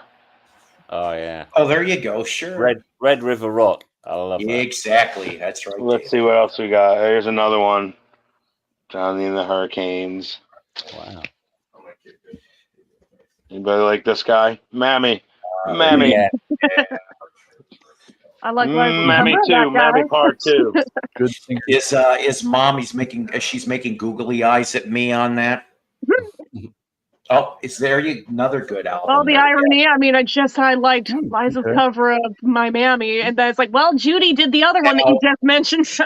Mello, you know who's performing on half that album, dude? The other one you just showed, the Wax Museum album. Oh, yeah, right. I forget. Steely Dan. Oh, that's right. Oh, I like Jane the American. I've just got loads of stuff. I'll tell you, this is a great soundtrack I was just listening to. Oh, I don't know. I've not heard of Alan Moore. This is really, really good. I don't think I know that one either. I love soundtracks. Yeah. I don't know. I'm a big soundtrack collector. Ow! That gets Burt Quark on the front.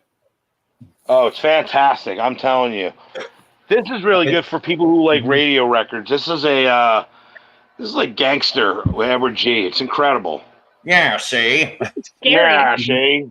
Yeah. It's a big town. Yeah. Yeah, hold yourself, woman. As opposed to Smallville. Yeah.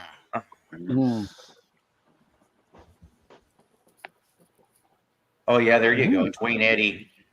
Underrated, never got enough love. Twanging up a storm. I still think it would have been. I still think it would have been cool if he would have been a Wilbury, like they were talking. Yeah. He must have got sick of the word twang or twangy and stuff. It's like Ace Frehley and anything space. Twisting and twanging.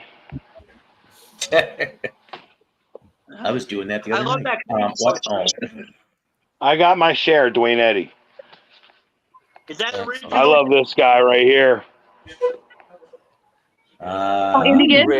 Really I love nice Andy Gibb, man. I love Andy Gibb. You know he should get an Olympic gold medal for shadow dancing.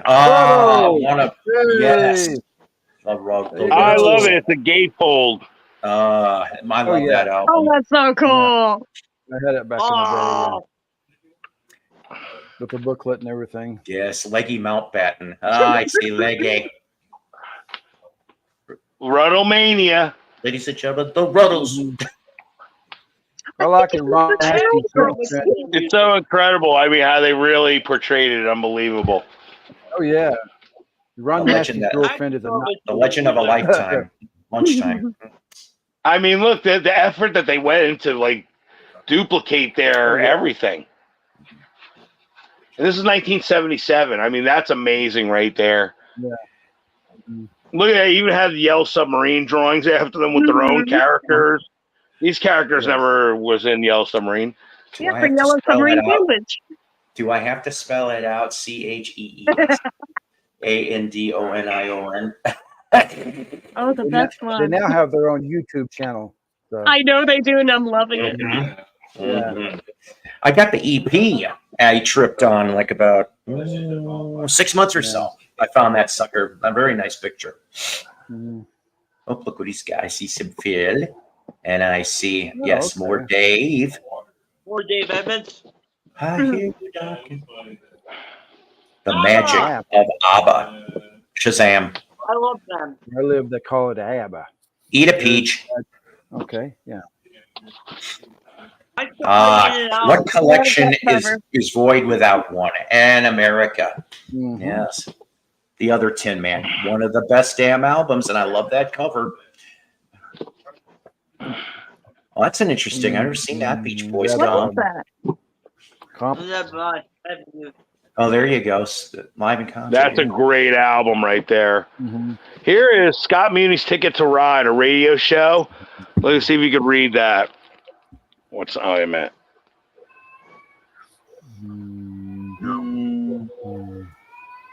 Can you read?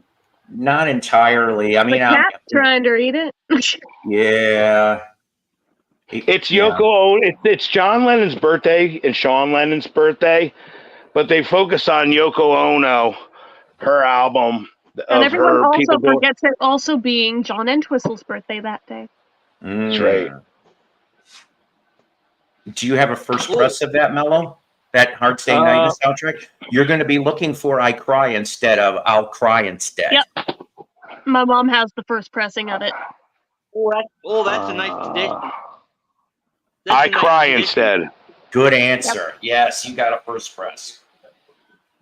Let's see what the condition is. I don't really play it. I don't know how many copies they made with the screw up. It's actually not bad.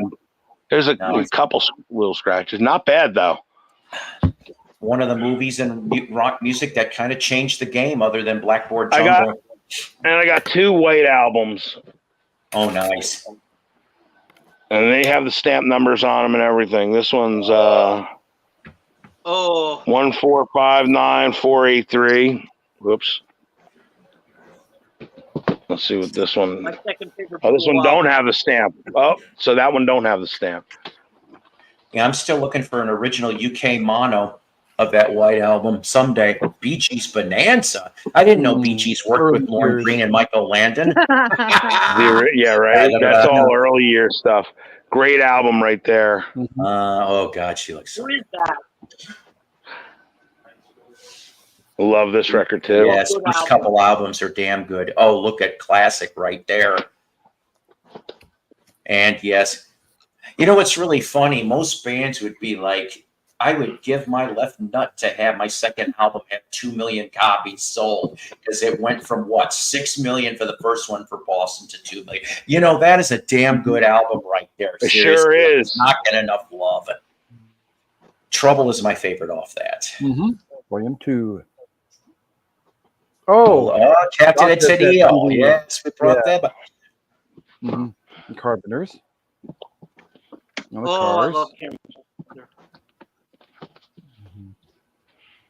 Oh yeah, I like that one. And the cover's nice too. That's the other Cars. Heartbeat City. This is all Chicago. Yeah, those first couple albums, the Terry Kath era. Yes. That's probably my favorite stuff, honestly. It really is. It's incredible. I have a lot of Chicago. I mean, I'm not knocking Peter Cetera or Jason Sheff, but I mean, you can't really get past that original stuff, really. Ooh, there no you go. way. Yeah. Ooh. Oh, that's one I don't think I've ever seen. Yeah, this is pretty incredible. Let's take a look at that one. Huh. It's got a booklet and everything. Oh, nice. And these pages are like card stock. Jim Croce, the faces I've been. What album is that? It's. See, I'm looking at the camera upside down. Oh. He died way too damn young. You know, wait a minute. I'm going to just switch this over. Wait a minute. Okay. I love Jim Croce. I can't see. Here we are. I love Jim Croce. I've never seen him. Oh man, I have a few Jim Croce. Here's another one. There wasn't that many of them. About 3 of them before he died, Yeah, or 4 maybe. that's the big one there. No, there's the hits. Oh, So I have 5 records right here. Here's one of my favorites. I love this There you record. go. Sure. Love with the hype sticker right there. Another guy. I just absolutely love the song. I go crazy. Yeah, I was gonna say he went crazy. Yes. Cool night. Gonna be. Oh, Donovan. Volume 1.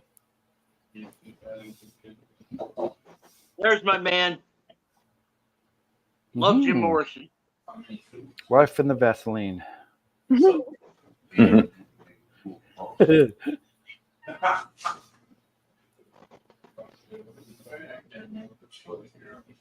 Oh, there you go, ELP.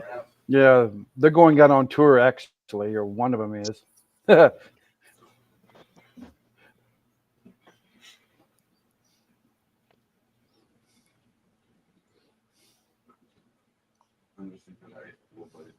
Oh yeah.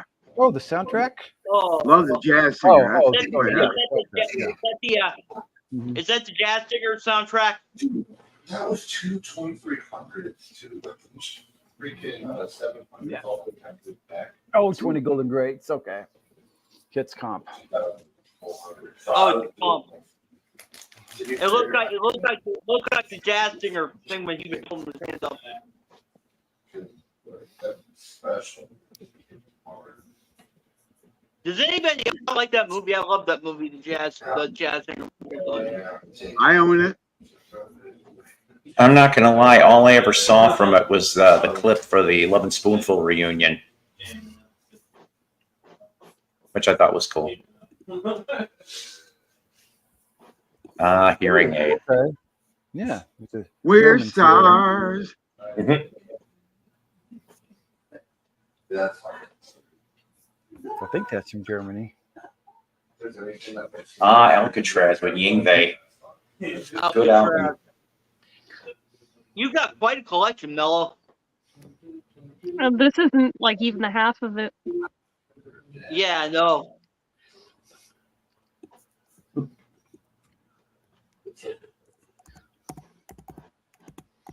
Yeah. Striper. Oh, look at that striper. I don't think I've ever seen that one.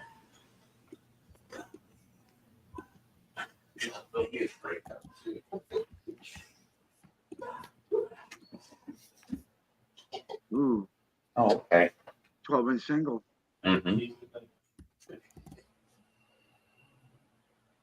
My first album from them. Yes. The first thing I remember when I played that thing, I'm like, my God, sometimes he sounded like Dio. And I was just like, wow. Wow. Dio is my favorite heavy metal singer. Oh, by the way, the cow pulled over. He's on station. I remember all that. He used to play that ad nauseum on the radio back. I think that was what, 81, 82? Am I right on that, or am I wrong? Yes. For some reason, I think I had that album. Never been on a compilation I CD. threw it away. Because they get calls from there all the time. That's a strange way to do side two. So let's see. I was like, wait. All right. Like all Beatles, and then all of a sudden, I'm not sure what just happened here. Yeah, I did. I do think I have that album. Yeah, I do think I have that somewhere. Actually, Yeah. I never listened to it. There's another one too. Yeah. I don't know if I'm wrong, but I think they made 3 of them before they finally gave up the ghost. It's just mad.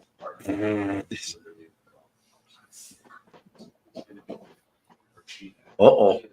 What? Uh-oh. No. Okay, good. Now we're back. No, he just got a little too close with it, was all. I watched your Liza video today, Jen. What was that? I watched your Liza video. Oh, thank you. Yeah, I watched that as well. I liked it. I liked how excited you were. It took me a long 2 years waiting for that. No, it was a good bit. I tell you, Beetle Babe, I was saying that I liked Losing My Mind by the Pet Shop Boys. I was trying not to be too rude. That is the only thing I like. Okay. I know they did a whole album, but that's why I like it, really. I hate the Pet Shop Boys. They drive me insane with how much I dislike them. But And Lisa, I find her a fascinating character. What is and that she's called? West End Grove. I like that song. Nah, wedding album. I have Oh that yeah, somewhere. classic. Yeah.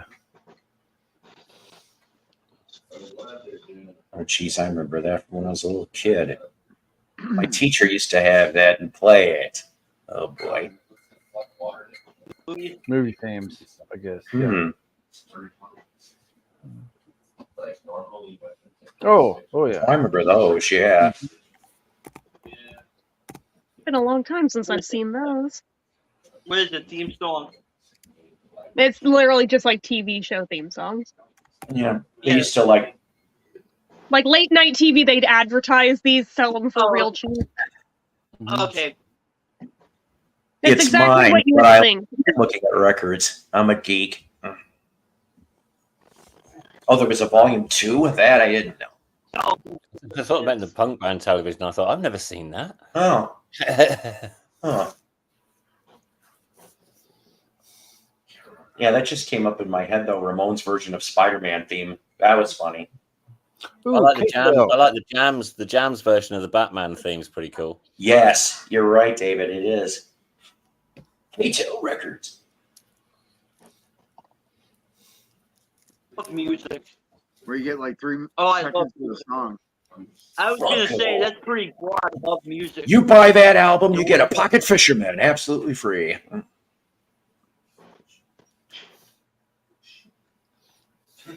Powerhouse.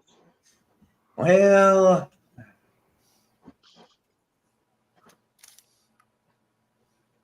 Well, who's on that? oh God, look at that fist coming through. I love old country. Freddie Fender, Tanya Tucker. The most beautiful girl who walked out on me. Oh, Glenn Campbell. I love Glenn Campbell. And Murray. George Jones. That's a good album.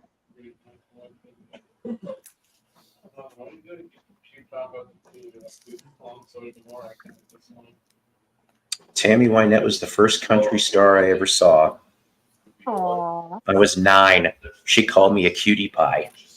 That's adorable. Yes, right. I wish I had the damn picture. I don't know where that's at. In Harmony 2. Mm-hmm. I never even heard of In Harmony 1, let alone 2. Oh, God. Randy's like, doesn't Mello have a gig to go to? Hooked on Swing. Mm. Oh God. Oh, Chipmunk Punk. Oh, You know, no. they should have died like Sid Vicious. Oh, Hold God. on, wait a minute. I think this album came up on one of Jen's Street before. Is this the one I that had Billy mentioned it. I didn't actually review it, but yes, this topic Maybe. did come up. It's not punk. It's not punk. They look like they're getting ready to be in trouble, though. They're like, uh-oh. They know we have that stash. What the heck? Impressed. I'd be impressed if they did the Chipmunk version of doing Bodies by the Sex Pistols and keep the lyrics. That would make it worth it, but yeah, or Wayne County and the Electric Chairs doing "If You Don't Want to Fuck Me, Baby." Oh my God, Wayne County! You know, I haven't heard that name in forever. Oh, the Laughing record. Yeah. You bet your sweet bippy. There it is. Look that up in your funkin' wagnall. Ooh, I like that one. I love that. That is nice. Hey, boo-boo. We're gonna sell some fucking Kellogg's cereal. Gee, Yogi, shut up before I put your face in the Rice Krispies. Two of my favorite parts. I like that album. I've never seen that before. I haven't. And of course, distributed by Screen Gems. Oh, cheese Edith Hughes. no, now I'm triggered. Somebody ruined that show forever. I can't imagine how. But not when Edith sings. Oh my God. Not for me. Not for me. I still love it. Of course you do, Meathead. I mean, what? Never liked that show. It was too loud.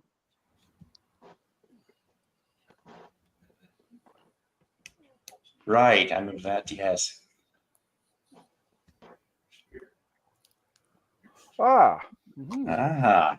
I have the whole Partridge Family collection. See, now you can go on Doc Dawkis's and join in with their game of the Partridge Family. That's right. And then you can come on and be happy. No, because I'm not looking for a bargoon. Ah, yes. The bargain. Oh, I miss Doc. I don't think I'm really welcome over there anymore, but oh well. I stay away from people like that. I tried to go up there one time after everything went down. I waited till like the last 10 minutes of their stream after you know who left. He And does. they were all just like shell shocked and they did not know what to say. So I was like, I got the vibe. Yeah, they don't want me there. I'm like, all right. There you go. There's one I don't think I've ever seen. I don't know what I ever did to him. You did nothing but be friends with me. Yeah. That's right. Cause you're There's a fucking gulag over there, so it's like, well, hey, once they've made their decisions, you know how it goes. They own YouTube, all of those people. Oh, don't you know it? Nobody They else own is the allowed to be entire on. VC, right? Oh yeah. You've been way nicer to me than they have, so I would always Exactly. choose you.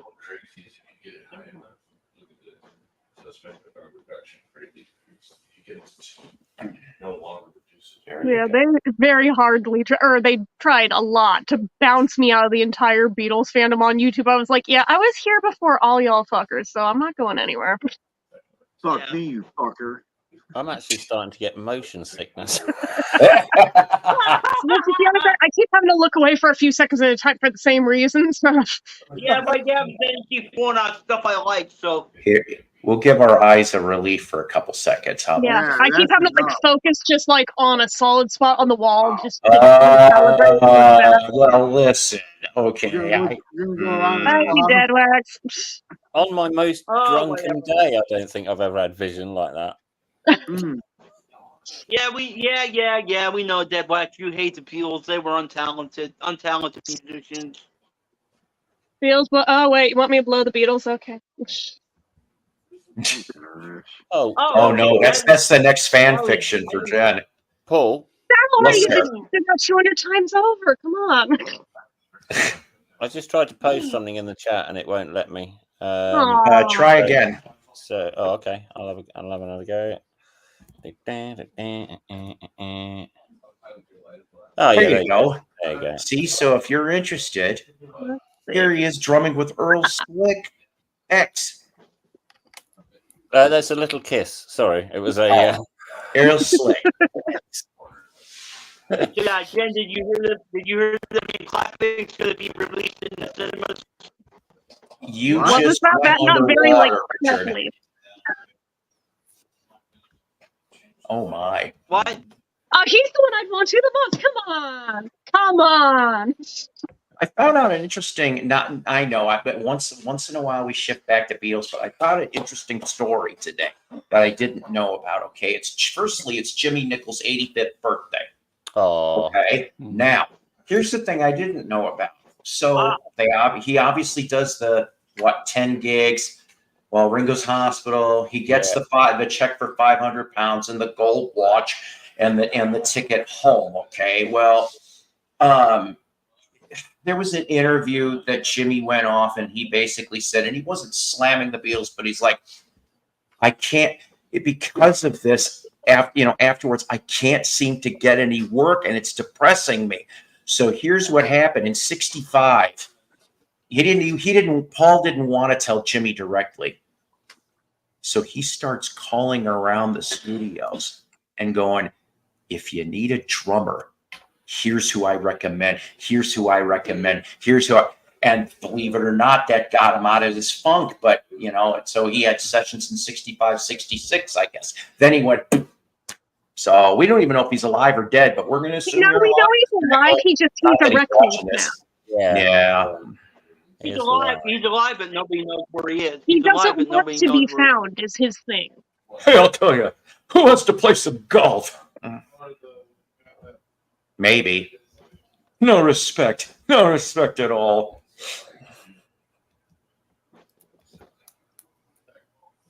I never got into Rodney.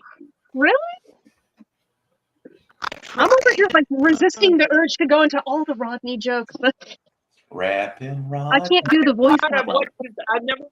I've never watched any of his stand up. I've tried to watch his movies. I'm just like, ugh, I don't know. Forget the movies. Just stick with the stand up. Start from there. Okay, I'll try the stand up. He did discover Sam Kinison, one of my favorite comedians. So. Mm-hmm. Yeah, Mello's been muted for a while. I don't think he knows. I was gonna say I didn't mute him. There you go. And that skit when Saturday Night Live with Sam What was that? He's trying to talk, nothing's coming out. Yeah, it's not me, it's him. Is he muted? It doesn't look like he's muted. I know. It doesn't say I'm muted. Oh, there you go. There you go. There you go.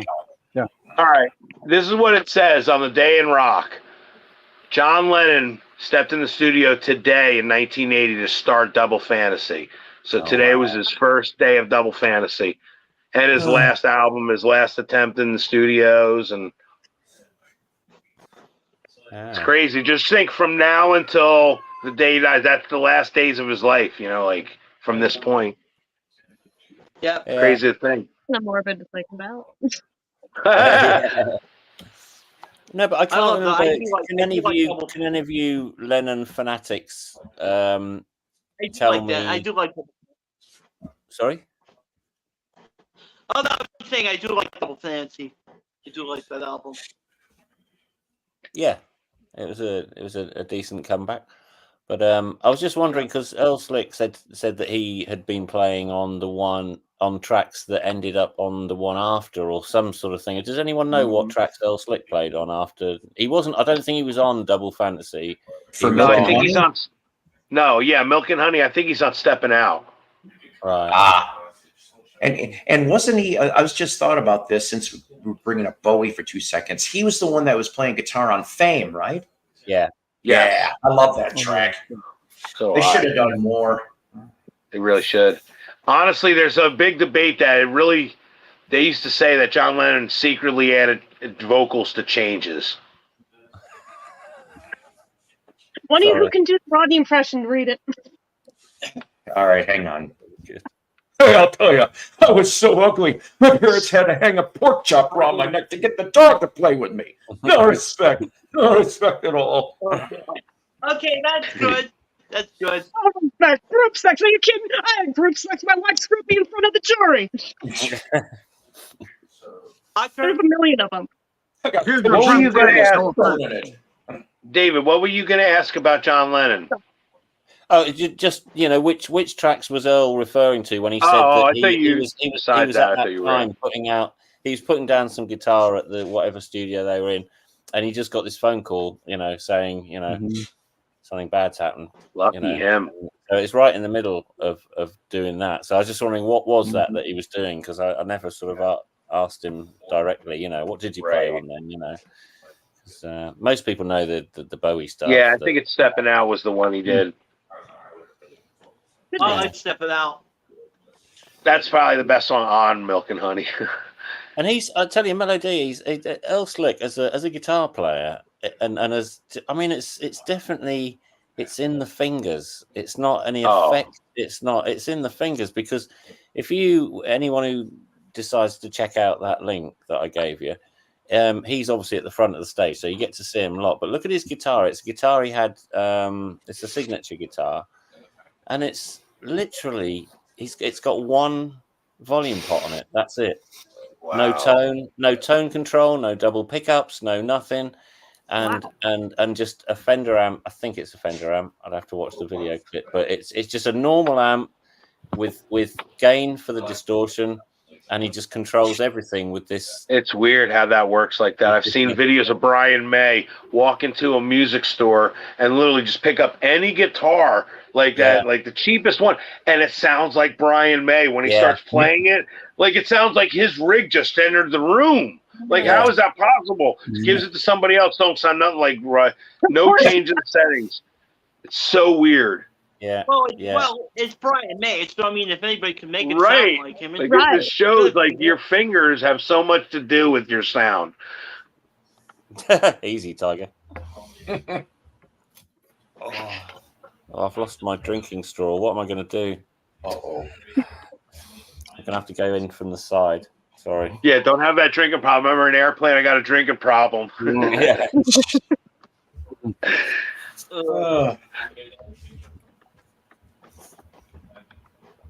Sorry, this isn't interesting podcasting, is it? Me trying to drink from the side of my mouth. Yeah. Trying not to dribble down a nice white shirt that I do that with smoking when I have like a toothache. I had to smoke on the side.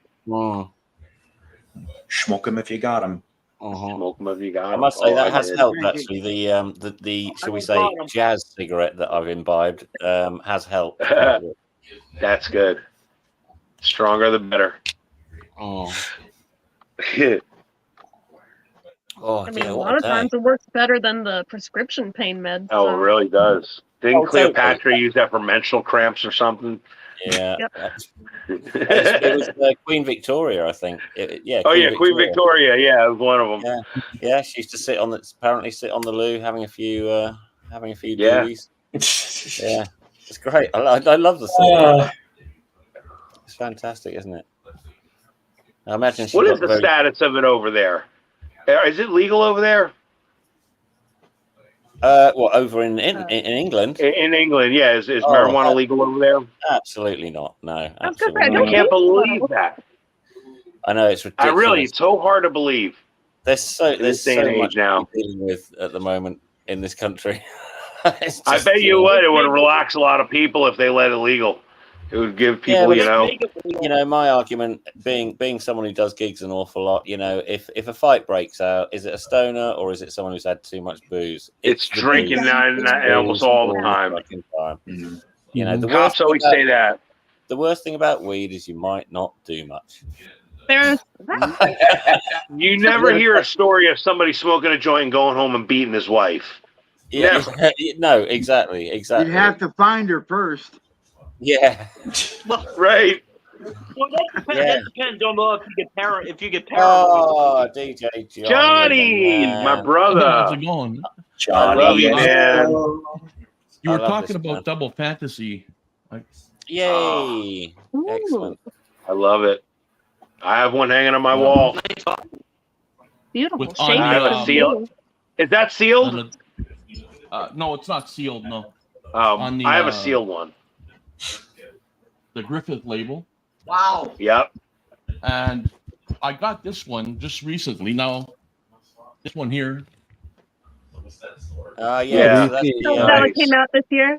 Record store. Yeah. Now, this supposed to glow in the dark. Now, I tried everything. I held it up to the light for about 10 minutes. Really? And I just say it was really faint as far as glowing. It's not holding light. That's what I've seen. Right? I've got a craft one which I haven't. I'm going to go and get it. Actually, I'm going to try. Just ignore me. Okay. Maybe it's a certain kind of light you got to put it under, like a fluorescent or an LED. But it seems like everyone who's shown it on YouTube, they've all had that same problem with it. Then that's a common thing. It was kind of disappointing in a way because I was hoping it would glow like they say it glows, but Well, I'd give you a suggestion, but it'd be against the purpose, of course, sticking it out in the sun for an hour. What's that like in YouTube? I see those commercials for those like super flashlights. Oh, that like a million X. Maybe like literally like you will blind somebody. You could start a fire with it, but you know what? That might you shining on it might activate it. Well, I got in trouble for shining one up at the sky when a plane was overhead. The cops showed up at our door. I'm not even kidding. That actually happened. I was like, oh shit, it's like laser pointer. Oh, I'm so sorry. No, my next door neighbor did a laser pointer at a plane and he got the cops right there. Unbelievable how they were able to next door neighbor. I mean, literally, don't like. point a laser at Paul Stanley. Don't point a laser at Paul Stanley. Oh, that's the best. I seen that video. That's the greatest video of all time. Paul Stanley, mad at someone's pointing a laser. And I don't blame him though, because you go blind. Brings a new meaning to getting to the point. You will get your ass. You will get your ass kicked if you bring a laser to a show and point it at the stage. When I saw Kiss in He's not going to 2000, kick your ass. He's going to shove it up your ass. Anybody would do that though. No rock star wants There's a that. difference. Say the difference. when I saw Kiss in 2000, and of course Peter was getting ready to sing Beth, and that's when somebody in the first couple was aiming the laser pointer at his crotch, and it took him 2 seconds. He goes, because he's getting ready to start, the tape's going. He's like, stop it a second. He goes, who's the fucker out there? He goes, put it away, or I'm going to go out there and break it for you. And so next thing you know, there's nothing. He's like, that's what I thought. All right, restart it. And he just goes goes right into it. I thought that was funny. Paul, it's like, He actually brought lasers to the Kiss show like 3 or 4 times and pointed at him, and he went ballistic each time. So Paul, it's like the album I showed you, that I got, and you need a strobe light. It's this album here. Oh. Are you going to show a strobe light? Fair warning for me. And no, you need Okay. Oh wow! Wow. It's one of those hectograms or whatever. It's pretty funky.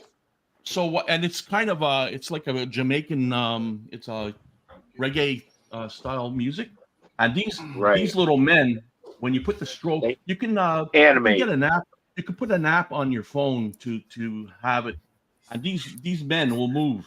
The guitar will play the guitar. Mm-hmm. It's like a flip book. They're just making me crazy. Yeah. Yeah, didn't somebody do that on Rachel's once? I literally ended up having a seizure during the friggin' show while I was on camera. That was fun. It's basically like Thanks, Renee. The John Lennon one that you need to have the light to have it glow. This is basically the same. You need a strobe light on your phone or something. Hey Johnny, do that. I've got the. Should we go for the? Should we see if McCraft work neon lights works then? Let's hang on a second. Right. Tell me when you're ready. Right. All right. Okay. Oh, I see it already. Yeah.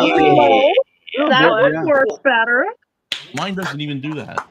Yeah, that's what I was saying. Mind games ones don't even glow that much. No.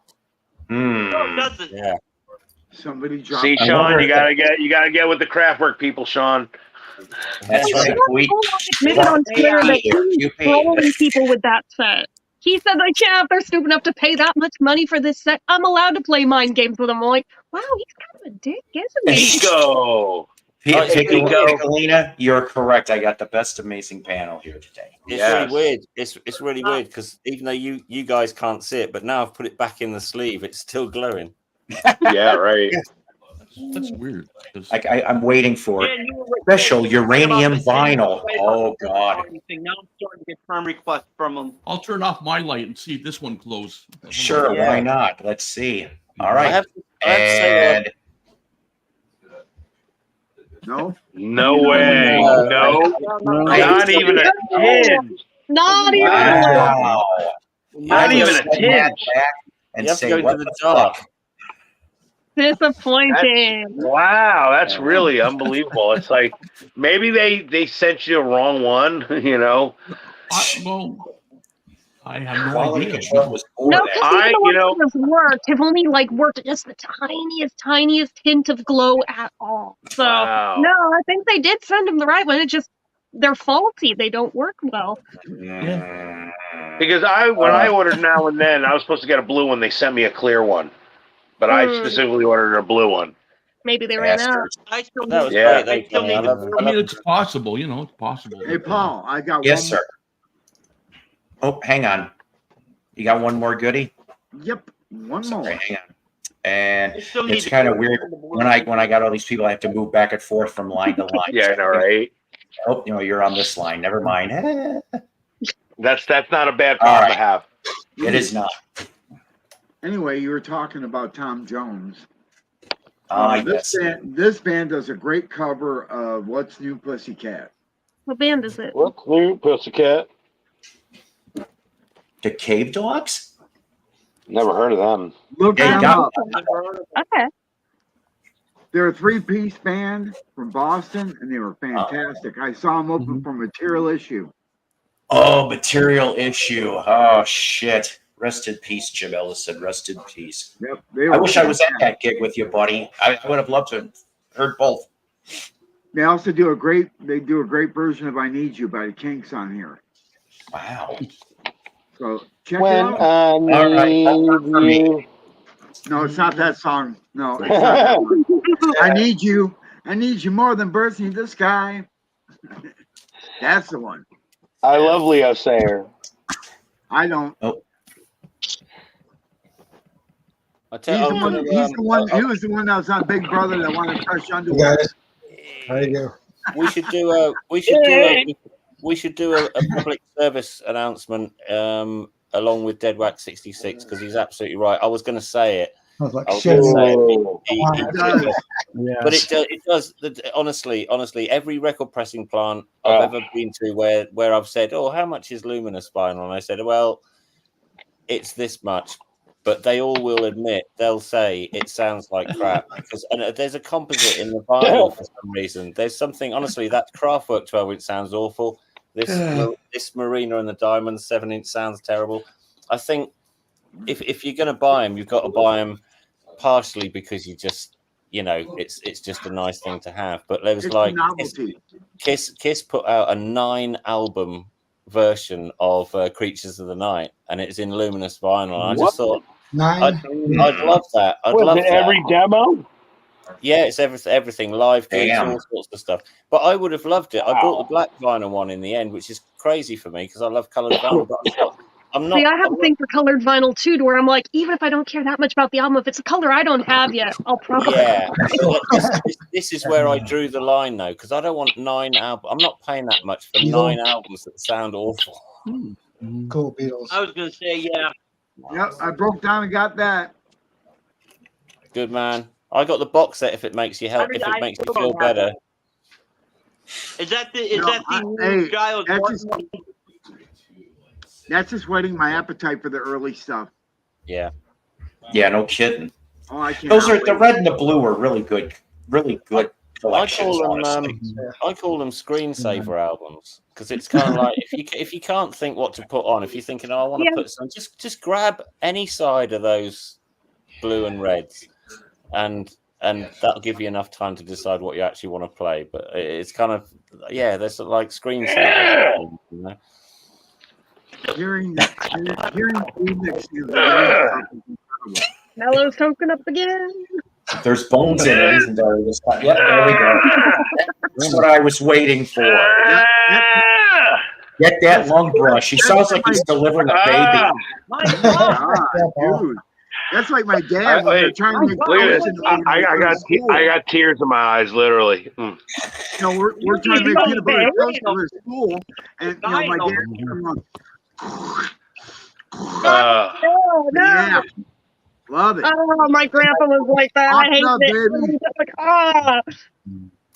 I probably should at least get these on CD too. Hi, Dave. Hey, Melody. How are you? My brother. I'd probably get the flu.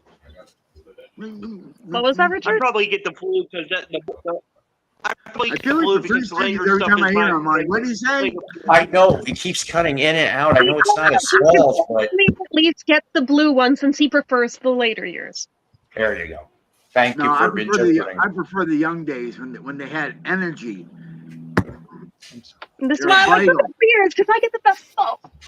There's so many Davids here now. I only have one Kraftwerk album. So you're DD, and then you've got. All right, we got Kraftwerk in the Hall of Fame. Why can't we have Devo in the Hall of Fame? That's true. Exactly. I love Devo. Just saying. How do you change your name? So Paul, I don't know whether this is I don't know whether this is a hint or not by John or Dave, the pickup artist, but this is the second time he wants to see it. That's all, but you're not getting it. It's the Hey. Oh, there you go. Yes. Nice. Okay. Mm-hmm. and it's on the Fontana label. Pretty good condition, actually. I paid $5 for it. Nice. Very nice. I paid $5. I couldn't believe it. That's a when I steal. went, like this is a story. When I went to the record store here in St. Thomas, I was looking through the $5 bin, just for the hell of it, and I saw this one, and I liked the cover, and I thought $5, so it's $5. I didn't even know the group until I researched them and played it, and they're a really good group, like a bluesy group, right? So I kind of like it now. So I never knew who the Pretty Things were, right? So, but everybody's saying $5. You got a killer deal there. So. See, So now you we need. backpedal far enough to where Mello was still going through all the albums, and he was showing that the Candio cover. It took me so many years to figure out what that image was from, because back in 1998 when Ringo did his Vertical Man album, really small right here, it's right there, and obviously even 13-year-old me was like, oh, I like that. What is that? Hang on, go and show it again. Okay, well, I mean, this was my very beaten up copy of it. Yeah. Take this out and show it better, but right there, the image is right. Oh, there you go. Yeah. Right there. So, That's incredible. Vargas, right? Is it Vargas? Alberto Vargas. Thank you. I shouldn't even know that, but yes. So yeah, you got basically a double cover with that, because then underneath you have his eyes under there. So very I would nice. like that. Now, did you get the Best Buy exclusive? Because there was a 3-song second CD. I had no idea That's all I have. a few years ago. My Vertical Man CD disappeared. I have the booklet and I have the three track with the sleeve attached to it. 2 of those 3 songs should have been on that damn album. And I agree. I listened to them on YouTube, but I was like, I didn't know it was a thing at the time. Phantom and Rocker show up on one of those Ringo tracks. Seriously. Cool. So yeah. God, this thing is so tired. But look at the edges; they're all frayed on it. I'm like, I have used and abused this album for so many years. Johnny, Piccolina's asking if that's a double album. Yeah, I was just typing that to him. No, it's a single album. Yeah. But it's a very, very good album. If you like now blues, you need to find SF Sorrow. Okay. Which is their psych album. Oh. Mm-hmm. That's next. I've got that one. Or Parachute. Either way, I guess. And of course, they were on Swan Song too. We were discussing Swan Song earlier. They cut a couple albums too, Silk Torpedo, and what the hell was the other one? There was 2 of them they made. I can't remember. I have a record that I think Dave, the pickup artist, probably liked, because I know his show is usually on psychedelia and all that stuff. Right? I'll show him this one. I'm sure he'll like this one. I'm going to get some more coffee. Talk amongst yourselves. Man, I'm looking at how scuffed up this poor disc is. I probably should get like a second copy. That I was going to ask actually, Beetle Babe, don't you ever sort of upgrade? Sometimes, yeah. When I have to, I very much do. Yeah, because I've got 3 copies of the Nymphs' first album, because I just love that album. I love those things, and my original copy got a bit battered, and then I found quite a nicer one, and I bought that as well. And then I found a mint one, and I thought, yeah, I wouldn't mind a really, But nice stuff like this that goes back so far, like to my literal childhood with me, I hold on to the originals too. Oh yeah, when I've still got my original. It won't mean anything to you probably, but Sweet Desolation Boulevard. I've still got my original copy of that. I've still got my original copy of Nevermind the Bollocks from 1977. Dave, the pickup artist. I'm sure you'd like this one. Gandalf. Nice. Does it sound like it looks? A lot of the it's an excellent album, really. And this nice. That's pretty. Yeah. Oh wow! Look at that. It matches my guitar. I like that. Absolutely. You want to sit with the lights turned down or whatever and listen to this, man. Oh man! And the one song here, "Golden Earrings." This is one track. I'm telling you, absolutely excellent. Cool, Randy. This diamond ring doesn't shine on you anymore. Love that. I have the 45. Diamond ring doesn't shine for me anymore, Yeah, and this I like that diamond song. ring doesn't shine What it did before. Yeah, there's a lot of early CDs I had that I definitely need to upgrade because not even necessarily for the discs, but the boxes got so beaten up to where my copy of Venus and Mars, I think there's one corner of the front part of the box left. That's it. That's it. And I've like taped the cover inside, but just the box is destroyed because I would like sneak them into like, oh god, I'm dating myself. The friggin' Trapper Keeper, bring it to school, kind of wedge it in the side there, and it would get cracked to hell in there. I can't That's cool points, Randy, on the Gandalf. I'm looking for that.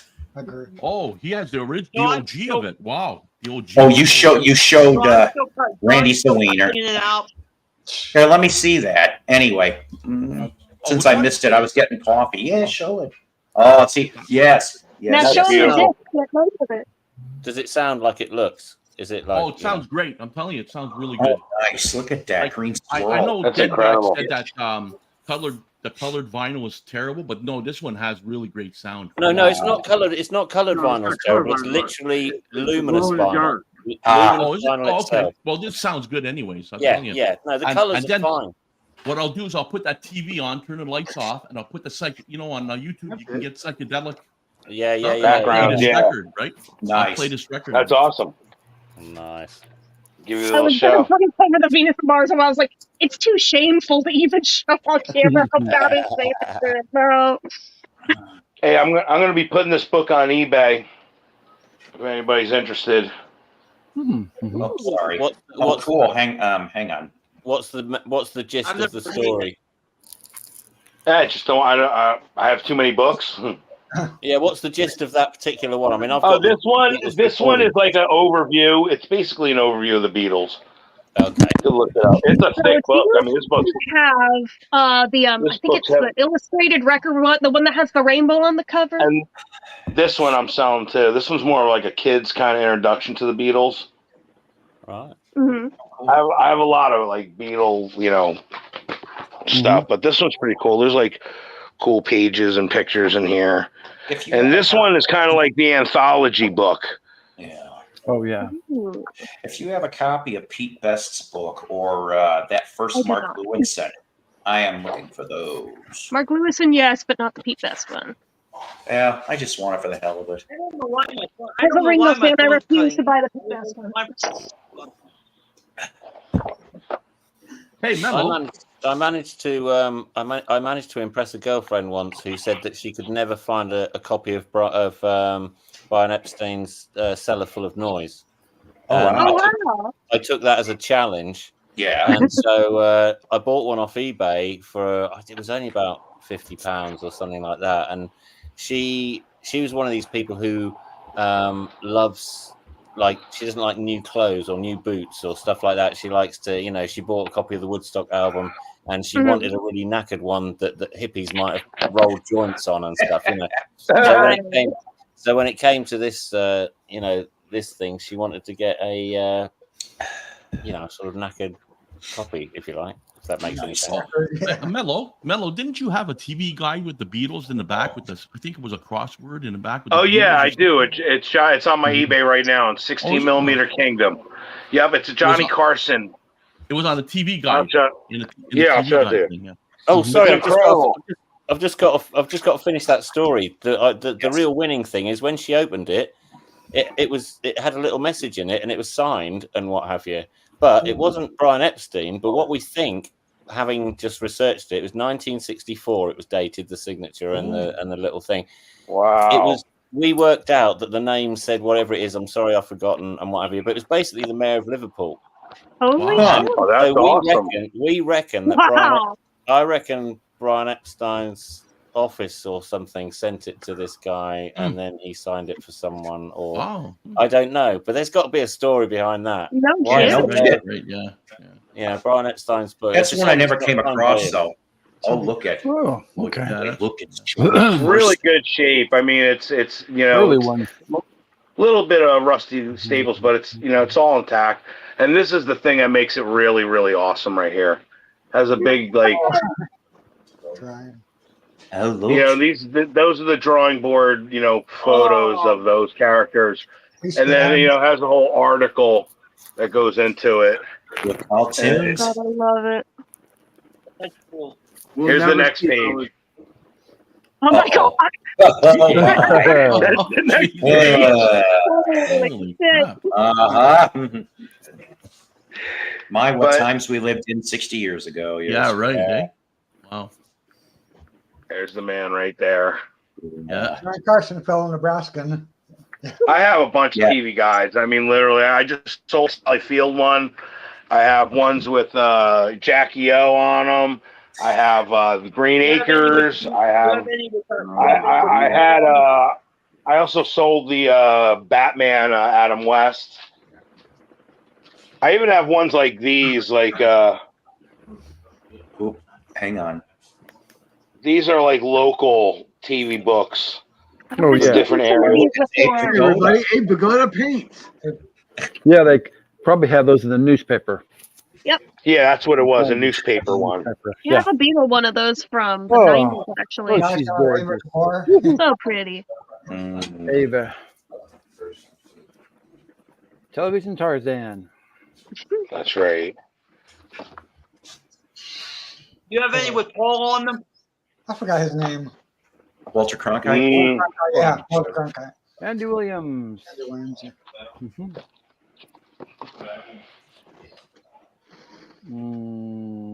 Again, these are all going up on 16 millimeter Kingdom.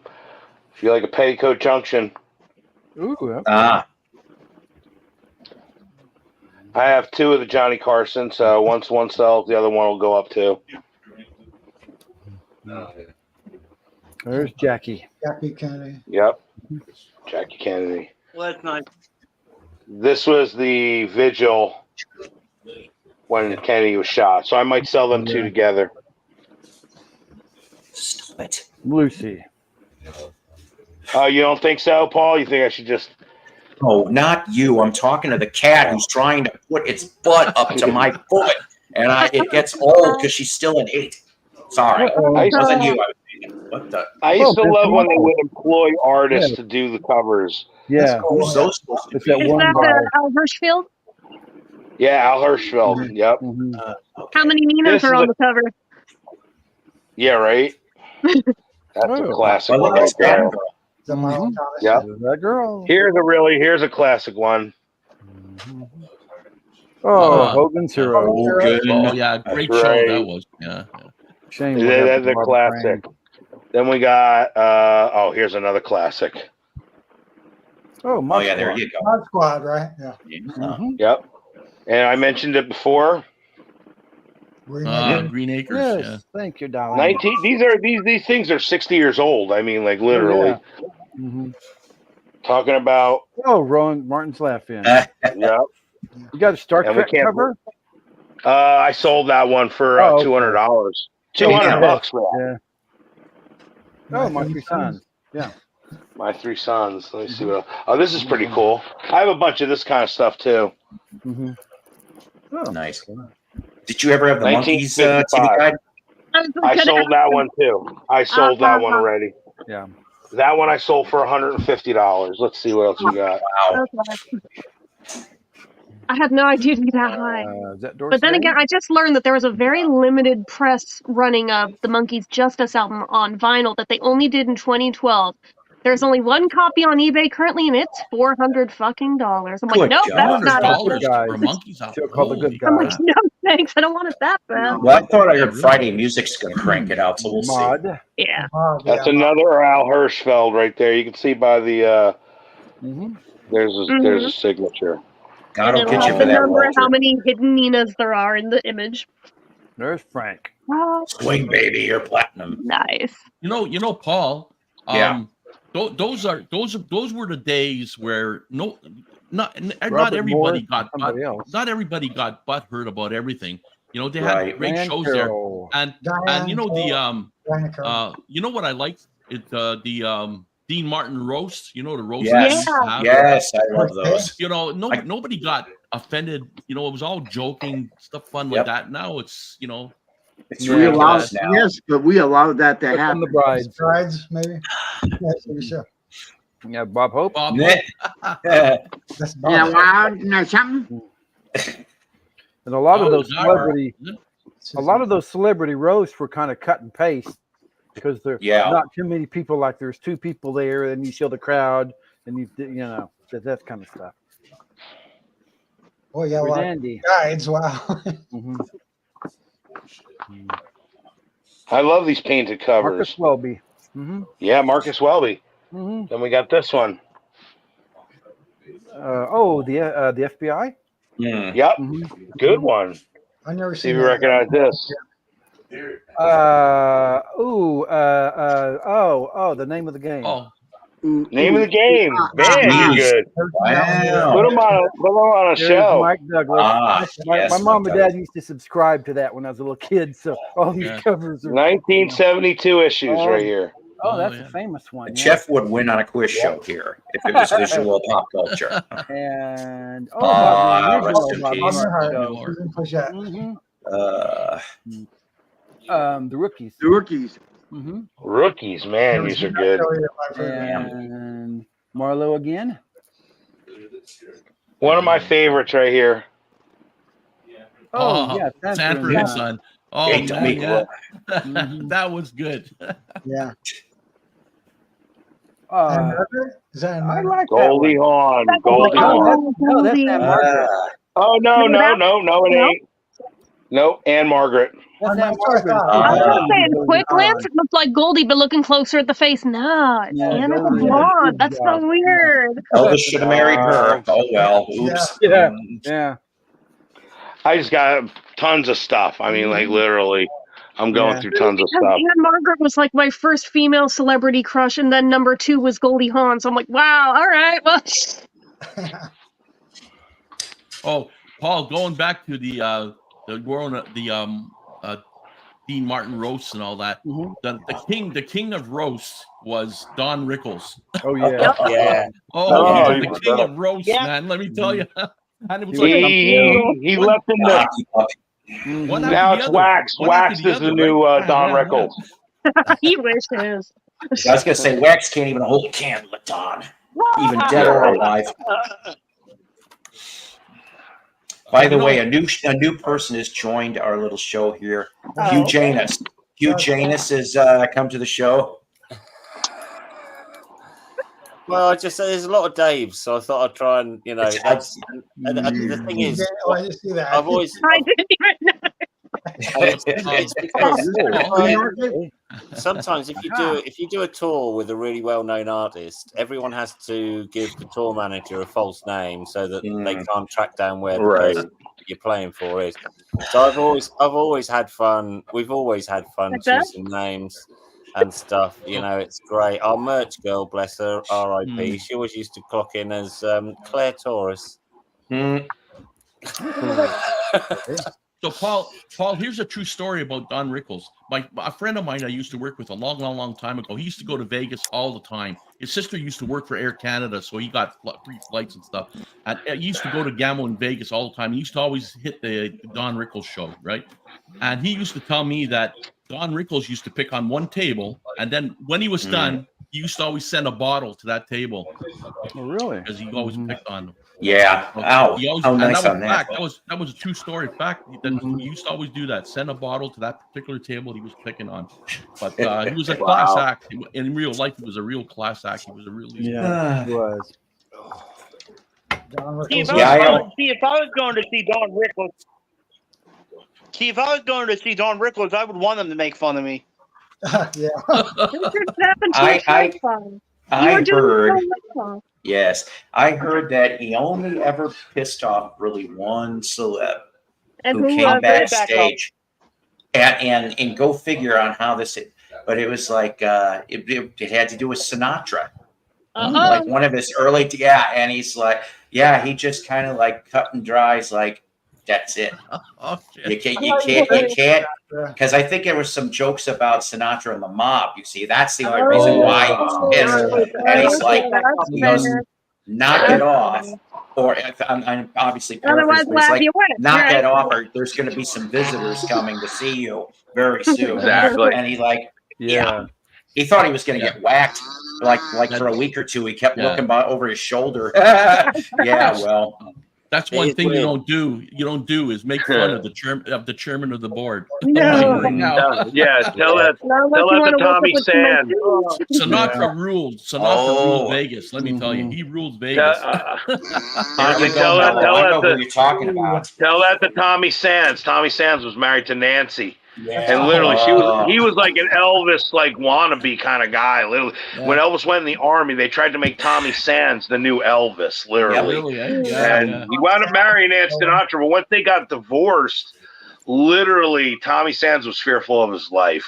Really? Yeah. Not only that, it was Yes. for his recording career because that's how he got on Capitol. Was because Yes. of Frank. And in movies. You got it, Frank. Hey, look, he got heckled by Rudy Ray Moore, Dolomite.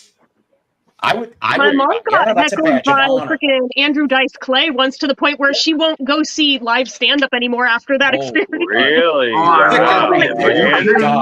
What did you make Clay him was say? he was brutal. He was brutal. Oh, he was. Andrew Dice Clay was fucking brutal as hell. Yeah, one of the kings right there, man. Like, you imagine what you made him say to where you still to this day are like, nope, not doing that anymore. I'm like, oh wow, all right, Yeah. close, but Just don't sit in the front. That's the problem. Yeah. Don't sit in the front. Back, Unless Robin Williams, he used to walk through the crowd and find people. Now anybody's game. I'm over here like, I make fun of me. Please make fun of me. I'll sit in the front. I saw Andrew Dice Clay in Vegas at the Riviera. I love that. I love that about if I'm going My to a ex-wife wanted to sit if I'm in going front. to a stand-up show, I want to I'm make not fun. sitting You in let him do it. Tell his story, Richard, sir. All right, I'm sorry. Go No, ahead. he just waits for me to start talking. He's like, what? I'm like, what did he say? All right. I don't know why it's doing it with during my music lesson. All right. Tell your story, please. I did that one. When? For now. I just muted him now. Go ahead and tell your story so I can hear it. No, I had won a jackpot on a Village People slot machine. Right? I won $750. Nice. And so I'm like, what are we gonna do? And so I'm with my ex-wife, and I'm like, Go cruising. Oh, no, Go see the Village People. No, Oh, there's like an intimation going on, but no, anyway, so I'm like, let's go see Andrew Dice Clay. She goes, okay. She wanted to sit in front. I go, Those big tits? No way. I go, he'll be talking about the tits all night long. Hey, you would have found out the hard way. Nope. So we sat in the back. Perfect. Yeah, smart. Very smart. All right. People in the front row usually kind of know what to get themselves into. Unless they bring a friend that's never been in front before, then it's the best. It's like sucker. Ta-da. Who just and they're did the ones that usually get picked on too. Because the comedian will be able to absolutely see in the front audience who's never been there in the front before. I'm like, why does it sound like mainstream all of a sudden? No. Stop it. Where's Joe? Where's Joe? Yeah, no kidding. That's what I think of right away. I would have loved to have seen Kinnison. Kinnison would have been one I really would have loved to have seen. Paul, I could send you a couple of those same clips. I sent that to Joe. I'll send you the meathead one. Oh, that's funny. It's like I've gone months without having to hear these freaking clips all the time. Now I was invited here.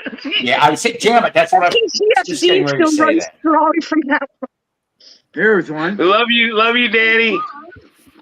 I still love Danny, but Danny's probably secretly. I know he's secretly watching. Probably. He's probably watching right now. I got him to admit he misses me. Unfortunately, we cannot be seen talking to each other though because of jokes. He even knew I was on Raging Tomato at 2:00 in the morning. Nice. He didn't announce he was in there, but he saw it. It's like that's how I know he sits and watches. He goes to bed early. But Danny does. Yeah, I know. That's why I was Yeah. shocked that he knew I was on. Mm-hmm. Yeah. Okay. All right. Nice. Can we get a song going? Well, that was like the little demo from the Beatles cartoon. Yep. Ah, see, I didn't recognize that. Oh, I did a mile away. It's burned in deep in my psyche. Will you quit trying to go up my I mean, back in like 91, even the Disney Channel showed those. So it's like I've been watching those almost my whole damn life.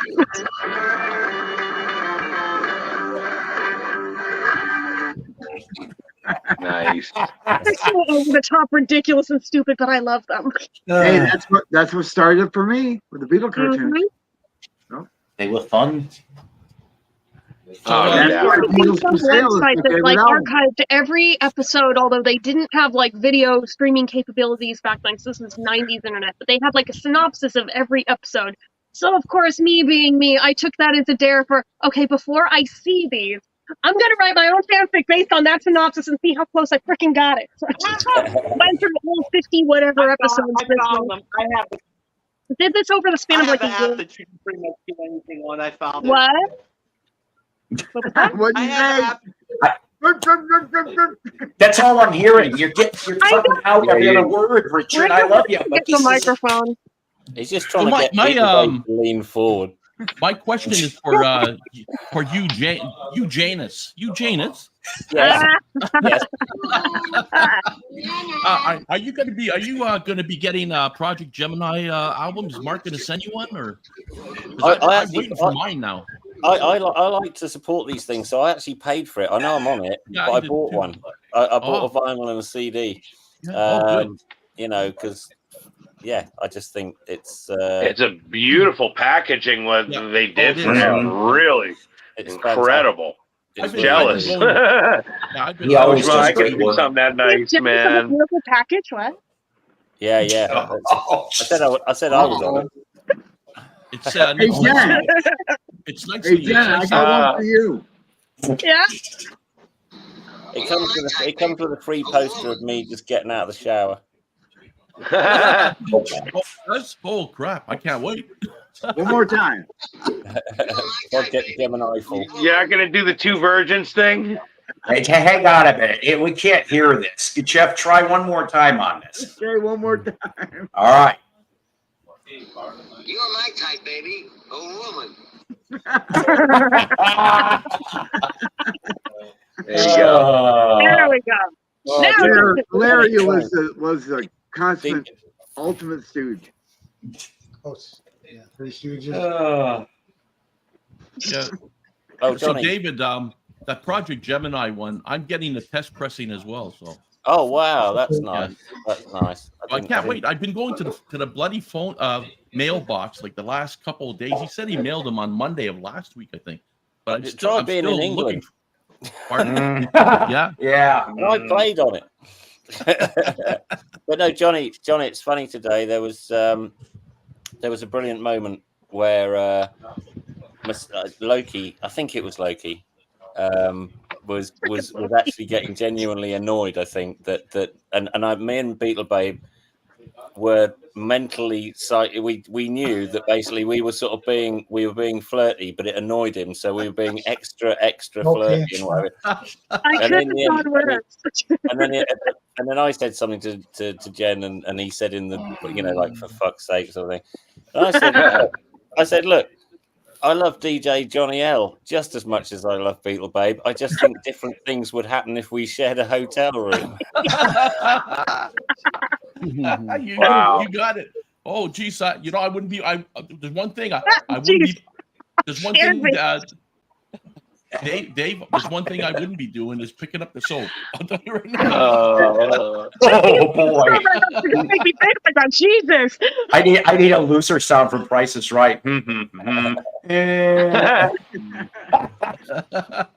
it was funny. I enjoyed that. I mean, thanks for the psychic connection there, Beetle Babe. That was really funny. Just he's hating it. Which is all the reason to do much I that. can't wait. Like I can't wait to get it because I want to hear you because I know you're in that album as well. So yeah, I'm on track 2. Oh, really? That's I didn't awesome. know that. Yeah. I'm on track 2. I think it's called The Moment. I think that's. What is that? What's that? What the hell? I'm not sure where that's coming from. I think it's Jeff. I don't know. Oh, it's Jeff. But I'm trying to think what. Shit. It tells me it's Jeff. Well, turn it up a little. Toby, why'd you fart? Well, I was off on my medical leave from work. See, my son and I work at the same place, and I have to drive him to and from work. Oh. Right. So what I would do is I come home and I would, because on my job I have a walkie-talkie that they call me on. Right. So what I did was I went on YouTube and I got a whole bunch of sounds on my phone. Oh, yeah. Nice. So when they call me on the walkie-talkie, I give them the bullshit. You know, and it makes it fun. I was gonna say it makes the day go by faster, doesn't it? Right, exactly. Oh man. Oh, I love that prank where you see someone take 2 Chinese restaurants and they call one to the other. It's the most funniest thing, having a Chinese restaurant order from another Chinese restaurant. Oh my god. I mean, literally. Creepy. Like, You know, They get someone, hey, can you read me back my order? And then they call a second one. And they said, hold on, my sister's going to read the order. So they put them on, and all of a sudden, you got 2 wonton soup? And they go, yeah. And then they start talking back and forth. It is so hysterical. They don't get it. I live in South Carolina, right? So some of these guys, you know, like the mechanics will call me, you know, to bring them up something on a pallet. And so the Southern drawl, you know, I don't pick it up. You know, I've been here 20 years and I still don't get this stuff. Right? Yeah, right. So they'll call me and they'll be like, so I got Mel Brooks from History of the World Part 1 going, the hell did you say? That's funny. Richard's literally messaging me that he doesn't understand why his phone isn't working. I don't either. It must be working if he's messaging me. Go talk to IT, Richard. No, I think he means his microphone now. He's probably talking about his microphone because it's all night. That's fair. Yeah. His mic took But I mean, to be fair, he was trying to do the further back thing, but maybe just the microphone on his phone really sucks. So I was like, we need to maybe. like do a GoFundMe, get him a friggin' microphone. Hey, it just has to be a microphone. I mean, the one that I use for my videos, it's literally just a little flip-on one, like $20. That's all it takes. Yeah, it's not very expensive. I need to invest in my own system, literally. I seen that guy yesterday or 2 days on Rachel play his guitar through studio, had the microphone. It sounded amazing. I'm like, man, I go back and listen to mine. It sounds like, you know, through Pixel. But they taught Rachel how to make it sound a little better. So I think hopefully that is because of part of the it. echo cancellation thing. Right. If you turn it Maybe that'll make to whatever one you don't currently have it on, it should help with that. Beatles product. Hopefully. Melody. Yeah. What you could do with? Can you solo me, Paul? Oh yeah. Sorry. Hang on. So what I've got there, in case I get a sudden thing, is just one of these. Right. Sorry, I'm trying to work the backwards. Yeah, I know. I know what you mean. That looks like a Smarty keyboard. Yeah, what is that? Smarties colors. It's like pink Himalayan rock salt lamps. It is, but the thing underneath it is an Akai. Underneath it, yeah. Is an Akai. If you put your guitar through that, and then you'll be able to, you know, put all sorts of effects and what have you in that. Oh, I didn't realize. What is that? What's the name of that? It's just an interface. It's an interface. What's it say? What brand is that one? EIE, Akai. Akai. Okay. I've heard of them. Heard the name. And you know, you could put. And how much did that? How much did you pay for something like that? Oh God, that's embarrassing. Daphne Guinness gave it to me. Oh wow! But I could use one definitely. I don't think it's much. It's not a top shelf. You know, it is a home thing. She had one in her studio, and I said, "Oh, that looks rather nice." And she said, "Oh, I accidentally bought 2. Do you want the other one?" Nice. But yeah, I suppose. Let's get that friends like that. Yeah, well, yeah, she has got the cash. Yeah, right. But yeah, the all I was trying to, in a very roundabout and clumsy sort of way, was saying that I sometimes get an idea, and I've got the archive thing is already going into the computer. Yeah, right. So if then you decided to start noodling about, it'll come through whatever you've decided to put on it. You could have your pedals through it, you can have it completely That's clean, awesome. or overdriven or whatever. But it's just And you can hook a microphone through that too as well then. Oh yeah. It's got got 4 inputs. Wow, I need to get one. So you could put that'll make a difference. You could put a drum machine through it, a guitar, a vocal, and I mean, that's my biggest complaint. Nobody can really hear exactly what I'm doing when it's sludging in and out like that. When I'm like, oh, why couldn't they hear me do that riff? Or like, because then I listen back to it, and it's like. And also, I'd say just as a production sort of tip, it's like because you're so passionate about how you do it and stuff, it always distorts.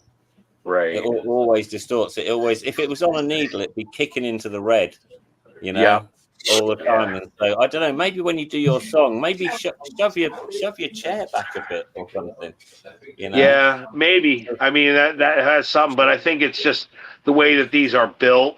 They're only going to have such an impedance, Yeah. But I have tried. Somebody told me that I had a friend who worked at Stiff Records, and he said when Elvis Costello came in to do his sort of not audition, but just have a chat, and he brought his guitar with him, and they asked him if he got any new stuff and what have you. And this friend of mine said the most incredible thing about Elvis Costello is the sheer volume he sings at in someone's office. And it's not like shouting. It's just that he's learned somehow to press the old diaphragm so hard. Yeah, that's what people tell me all the time. And so that's why I had to have a brandy glass full of M&Ms. Like I learned how to project, and I never learned how to turn it back off. Yeah. But you never see you never see Elvis Costello footage with his sort of top lip touching the mic. Right? That sort of thing. And wow. So he has, but because you're in the space you're in, and we're on the format thing we're in and stuff, I think the best you can. I mean, I've got a mic. I'm only going through the laptop, the cam thing. Yeah, right. Yeah, but the thing is, I have done sometimes if I've got to do an interview that's actually promoting something and that, I'll get my proper on a boom stand, have it sitting there, and do the proper. But I'm not a channel. I'm not. I've got one. But it's just basically full of me doing stuff, and that's not of interest to everyone, and so it's kind of like it's not really a channel. But oh god, I've forgotten which one of you said it. I think Melody, but I would love to tell some of the really funny stories. I wish you would. The problem I've got though, and so, you academics out there, tell me how I can worm my way out of this. Some of them are just so funny because of who it is. Of course, because of who it is. That's the whole point. And I can't tell those sort of stories. The Triple D, Triple D, David Donnelly Diaries. Yeah, there you go. But wait a minute. Okay, on your David Donnelly's Decibel Diary. Nice. That's a good one. I did have one from us. That's a free one, which was spinning stories. Nice too. That too. Because what I'd like to do on a double level. What I'd like to do is answer some of the questions on band. Okay, let's just take The Cure for instance. Okay, so what I could show people is I could show my actual photographs that have never been seen by anyone, because they're my photographs. And I was a young lad of 17, 18, and I took them and I got them processed at Boots or whatever, and I took them home, and no one's ever seen them. But they're things. They're inside The Cure's houses and homes and stuff like that, It's awesome. And some of the music I've got is I don't think hardly anyone's got these things, because like Lowell used to give me various test pressings and stuff like that, and and so I was just thinking, rather than just tell the story about how I met them when they played Norwich in this little place here, and Lowell just said, "Oh, here's my address. Let's keep in touch." and that was the beginning of just knowing them to this day, you know. Yeah, right. And it's been quite a journey, and it's I just thought, but I didn't want to bore people with just like, well, why are we interested in your story? Well, because I've got because Robert Smith gave me his jacket or his shirt that he wore on one of their most famous albums, and then I can bend down and go, and here's a pair of Simon Gallup's boots that were worn on the You're already producing your own show, David. It's like you don't even have to do like hour-long things. You can make it a 10-minute chunk just talking about this one piece that you want to show people. Yeah, and then there's so many stories that I've never seen. You know, right. But I know that they happened. I know that when the Cure played Pucklepot or something like that, there's Lowell, bless him, he decided to just go for a walk. He thought he'd go for a walk, get a bit of air and what have you. And he then tries to get back into the state of the and he's saying, no, I'm in the band. And he goes, oh, yeah, sure you are. Sure you are. And it's like he's looking at his watch and they're on stage in 10 minutes. There's about 40,000 people ahead looking forward to the Cure. And eventually he spotted someone who worked on the Cure's crew walking in and he went, "Oh!" And the guy turned around and he goes, "Get back in." Melody, that interface that David has, I checked on reverb.com and it says here it's 200 Canadian. It's $202.49. Oh, that's not bad. No, for something that's really good. I think it's very good. It's an Akai EIE Pro USB 2.0 audio interface. That's nice. That's what I need. I'm gonna look into that. It doesn't need reverb.com. Reverb.com. Yeah. Thank you. It doesn't need a mellow. It doesn't need a driver or anything like that. So it's got all that inside it. Just so plug and play. Yeah. Nice. You don't have to play the CD into your thing and have another folder worth of shit. You know, that's awesome. Basically you plug it in USB into the side of your computer, works. Or if you're using the T1s now, one of them, right? And it recognizes it when you put on GarageBand or when you put on Adobe or whenever it will. Yeah, it right. will know that's what it is. You know, right. That's your input. Yep. It'd be cheaper for you, Melody, because they're American money, so it'd be cheaper. It's Canadian than $200. That's awesome. So and the other thing that I think is brilliant about thank you, Johnny. I appreciate that, brother. Is that that they'll give you. There's quite a nice. She runs the damn schedule. Somebody's got a movie going. I'm sorry. They're in the kitchen talking. I'm sorry. I got you. It took me a minute to why is everybody stop? Oh boy. Okay. Yeah. I see Jen's head pop up. I'm like, she heard it too. Yeah. That's all. Like, wait, where's it coming from? But David, you should think about it by say 2025 at least. Think about doing a new series for yourself. Talk about these stories. Get your pre-episodes. Make 10 episodes before you even do your first one. Write out one so you can kick them out, and then you get the flow going. People start knowing you. I'm telling you, you'll shoot up in seconds, literally. I might do a couple and then maybe send them to various of you. Right. Hey, okay, and just say, look, I would love that. This is the one I'd like to do about Glenn Matlock and Sex Pistols stuff. Awesome. This is the ones I'd like to do. And you can promote your stuff at the end of every episode. You could say you want to support me. Here's my thing. You'll have a little commercial for your song. It's just a vehicle for people to get to know you, to want to, be your fan and stuff. But again, I know it's a bit unconventional, but And this isn't me attempting to be cool, but I genuinely don't care about how many likes. Yeah, I get that. You're modest. You're very modest. I understand. But it's. I want it to be there. I want it to just be there, so that it's like if people discover it, brilliant. Right. And they write to you and they say, "Wow, I just found this. Apparently, you did this 7 years ago." And it's like, yeah, but if you're selling a couple hundred more of your single, that's nice too, though. Yeah. And so I just try and make it all adds up. I try and make my current and presumably twilight years of my music career that are coming. I try and make them still exciting because I'm still excited about everything I was excited about when I first heard music, discovered what girls were, and exactly. I'm still didn't want to discovering stay in one place for too long because there was more music Amen, Johnny. somewhere else. So exactly. Dave, you did mention that before too of starting something like that up. I'm really looking forward to that. I hope you do because it's going to be really interesting, and I hope to be on your. I hope you to be on your list to get one.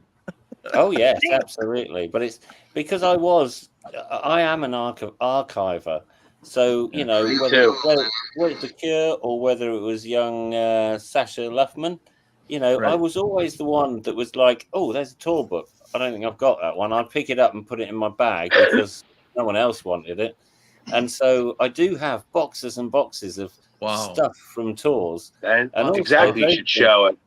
And those things are quite funny. You have the interesting perspective that none of us really will have. Yeah. You have these stories that are amazing.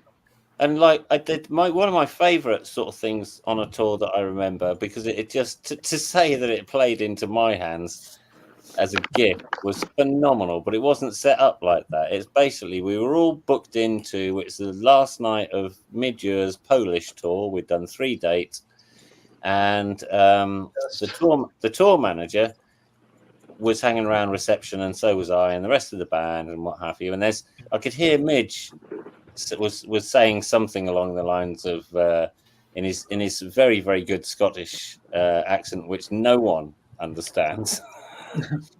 And he's saying something along the lines of well, my room it's good well, you're not in this gay. And I could it's mad, why not? Which we took to mean I'm scared of flight. I'm scared of heights, and they've put me on the highest top room of this hotel. Oh wow! Totally special. And I've gone in, and the entire walls around the place are glass. No. Oh no! No. And I'm stood there, and I went, "Oh no!" I said, "God." I said, "Well." There must be curtains, though, right? Something you can kind of close it in. Well, I said I'd love it. I'd love it. I think that would be really, really nice. Obviously, I'd already clocked that the name of it was the Presidential Suite, so I thought, well, come on, this is going to be good. And I said to Midge, "What do you want to do?" And he said, "Well, I'll have your room." I said, "Midge, mine is basically a carpeted 4-walled box with a bed in the middle of it and a TV that will and entirely too many windows. It'll basically broadcast what the fuck it likes." Yeah, right. So he said, "Well, I don't want to go up there." And he said, so the tour manager that went in, who I think was hoping for a different thing, because he said, "Well, shouldn't we give the presidential suite to somebody who may be on the tour and thing, you know, had done something?" And Midge just went, "No, give it to Dave. I'm having his room. He can have my room. He's done as much as ever." And so I thought, I love Midge.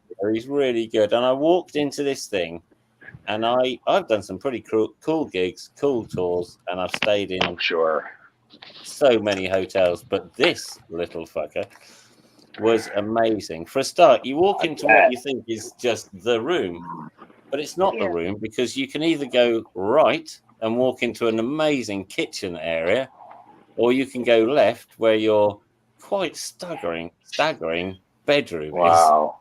is. And then there's just like little cupboards where oh, it's a loo. Okay. Oh, so you pull this away and then you can walk into it. Yeah, okay, I got you. It was incredible. And I just thought, do people really have to pay for this stuff? I mean, obviously they do, but I can't. Isn't it? It's then when they start talking about touring expenses that I start to understand it's things like that, isn't it? It's the fact that you've got 50 people with you, and at least 10 of those are going to be staying in rooms like that, which, although it's nice and it's respectful to do to the artist, we are here to make some money. So wouldn't it really be better if we all just said, "Oh, we just need a bed and some quiet"? Mm-hmm. You know, that's essentially what you want. Right. Pretty basic. Yeah, I don't mind. I don't mind being basic because I find the hardest time. I'm happy.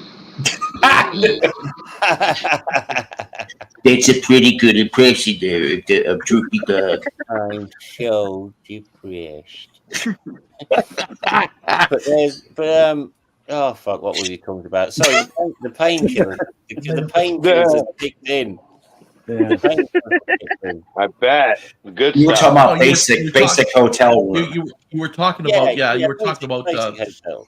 Us being a hotels. Small room. You satisfied with a small room, quiet.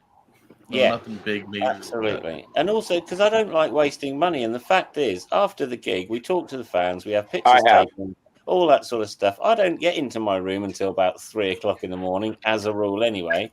And then there's a note on your pillow from the tour manager saying, "Don't forget, it's an early one tomorrow. Can everyone be back down in reception by 7:30?"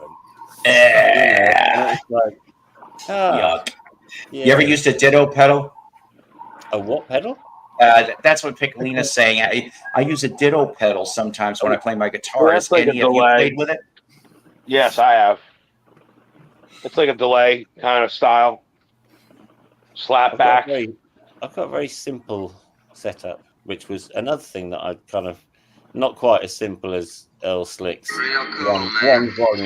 One volume pop, one lead into the amp. That's the soundboard. Yeah, that's it. But yeah, I don't. I've stuck with the pedals. The puddles. Oh, yeah, he's smoking another joint. Watch out now. Puddles of pedals. You know, Dave, when you're finished a 2-hour or whatever gig, you really want some place to you can crash that's quiet and you can relax and wind down, right? And I was always looking for women. Well, I still think Johnny's right, because what he's saying is you just want to just finish the gig, get to the hotel, maybe eat something nice, and then if you do happen to be with someone who came for the taxi ride and the thing, well, there's not a great deal of else to do except, shall we go upstairs? Well, yeah, you don't get too much rest. Right. I was always looking for the women afterward that were like all drunk. They're like, "Jeff, you sounded so good." I love the night that we tormented Peter Tork by being really, really loud on the other side of the wall. That was fun. I was absolutely the opposite of that, which is weird. But I was And when women buy you a drink when you're playing, accept it. Don't ever not accept it, because they get mad as hell. Well, my thing was that I might pretend to drink it and then put something on the floor, because the thing is, but particularly about the getting drunk and then people having to tell you the stories you got up to the night before. Because all the stories that I got up to the night before, I remember every single one of them, because I had somebody's percolating. What was that sound effect? It sounded like a pigeon trying to percolator. That was the gravity bomb. Here comes the bomb. The bomb. So Dave, so you finish a gig like what? Let's say a 2-hour gig. You're listening to as you're on stage, you listen to your music, and then when you're done your gig, you want to get some rest. But then you get upstairs, and then you listen to orchestral moves in the dark at nighttime with some partner, so you don't get any rest. So you're listening to music upstairs and downstairs on your. Well, the thing is, the idea is in the dark, right? the trick is not to try and come down too slowly. Like if there's been a good old nattering in the bar, like we all are here. Imagine this in a hotel bar where everyone worked on the show in some capacity, and we're all given the sort of post-mortem show sort of kicking. And then eventually people will just wake up to their own. What was that? It sounded like that. I hope it sounded like Melody P taking a crap or something. It's a quick James Brown impression. I have to say that it made me think that my little story was a little more exciting than I thought it was going to be. Totally to the point that I've completely forgotten what I was talking about beforehand. But I think I cleared my sinuses. Show we all were drinking. Mm-hmm. What on earth was I talking about beforehand? Going up to the room after the concert or something. Yeah, listen to orchestra music and it's like calming down and. Like, okay. I definitely. The whole point was the reason I don't drink, and I never drank on stage, and I didn't drink when really exciting goings on were going on. Is purely because I wanted to remember it. I wanted to remember it. That's not nuts. The amount of friends of mine that are in other bands, I say to them, I say, do you remember that night when like all of us went into the swimming pool that we weren't supposed to go in, and like the staff and no came one out, remembers but you. So we sank to the bottom and tried to hide that way, things like that. But it's there are moments like that which no one ever knows because it just happened to us and no one mentioned it. But I think I'd like to do a sort of podcast which would just be spinning stories. But I really don't know. Man. And I can't. It's hard to play with people that are I just said we were being loud because he was a dick, so it was payback. Yeah, it's hard. But since you're an asshole, you just get to hear it on the other side of the wall. It's hard to play with people that are wasted. It really is. I don't know if you ever. Did you ever see the TV show Lost? Yeah, I watched the first few, and then I just I thought this was wrapped up in like a 5 episode, but this is clear. We go on and on. There's a character in there, and Dominic Monaghan played Charlie, who was the rock star on the show. There's this flashback where he's doing an episode where he's doing a music video, and his brother's so wasted, literally falls down in the music video. And literally that happened almost in my own band. My bass player, we were standing by getting ready to take pictures for a promo picture, and my bass player was holding his bass, but we're standing by plate glass windows, each of us. He literally fell back through the window. His guitar stuck because it couldn't go through. God. He fell back, and all you seen was his feet. Like literally up like that as he snapped the picture. Literally, all you see are legs up, and I got to dig that picture out. Remind me exactly like the Lost scene where the guy fell through the bars. So hysterical. You had to be there. That's one thing, Dave. I was always the guy after the gig when we had like a party, after the gig over at a hotel, right? I always got the call the next day going, man, you know what you did? I'm like no, what did I do? You had sex with that woman in front of everybody. I go, well, how'd I do? And, my buddy's like, you're entertaining. I'm like, what does that mean? Oh, man. They're like, you made us laugh. I go, oh, okay. Well, at least it gave me a chuckle. Oh, jeez. It made them laugh. That doesn't sound good. I know who saw it and who saw it and who didn't. Was that basically I was supposed to go on Rachel's Ghost, and I said I'll come up, and then suddenly I remembered I'd got dates switched, and this girl Scarlett was coming here, and she was bringing Ed Graham, the drummer from The Darkness, who's my best friend, to come and do the drums for this thing. And so I suddenly thought, I had a sort of ping sort of moment, and I just thought, I'm going to let them arrive. And I quietly told Rachel, I'll try and get them to come on, because like we always talk about Ed from The Darkness and how great, Permission to Land is, and he's quite fun to be on. And so we ended up doing that. And I saw a little bit of that. That was good. Yeah, but that was really interesting and really exciting, and I think like he really enjoyed that, and it was good. It just shows that. It just goes to show that no matter who you are, if you're just into records and you're into music, you're in trouble. You know, Dave. There you go, David. You know, that's one thing I could never figure out when a band's playing. Half of them are totally wiped out with whatever they smoked or whatever. And how do they keep in tune? How do they keep in tune with the other bandmates when they're playing? Sort of like Keith Moon. He was half drunk all the time when he was playing the drums. Muscle memory. How did they keep in tune with the playing with the other bandmate on stage? Like if they're they don't always do. They don't always do. What it is, I can answer that. I can answer it. And it's basically, we'll start with the older days, 50s, 60s, 70s, and the early 80s, where it would be a case of just there were mini ones, there were large ones, but they were basically monitor wedges. And you'll see them at the front of most gigs, the monitor wedges. Yeah. And what they're doing is whoever's standing in front of that particular monitor wedge, that is their sound. And they can say to the guy at the side that you often see people looking over to the side of a stage and going, yeah, they're pointing down at the microphone. They're like, voice up, can't hear the voice, or whatever.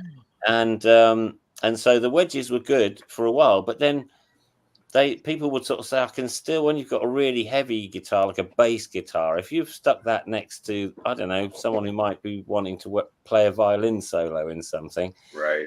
It's a bit trickier, but they did it for years. But now, luckily, in ear, and I don't think I've got mine handy here, but in-ear monitor. Yeah, I've got them somewhere. But that's when you really step up in the world, because like us bar band guys, we don't get no ear monitors. It's like, once you get ear monitors, you got a sound man now.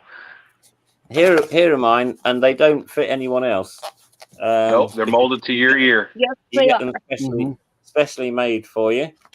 Yep. And you do this. Jazz Burns. Like any show you go to, they actually require you to bring your own personal ones because they know that they're molded to each ear.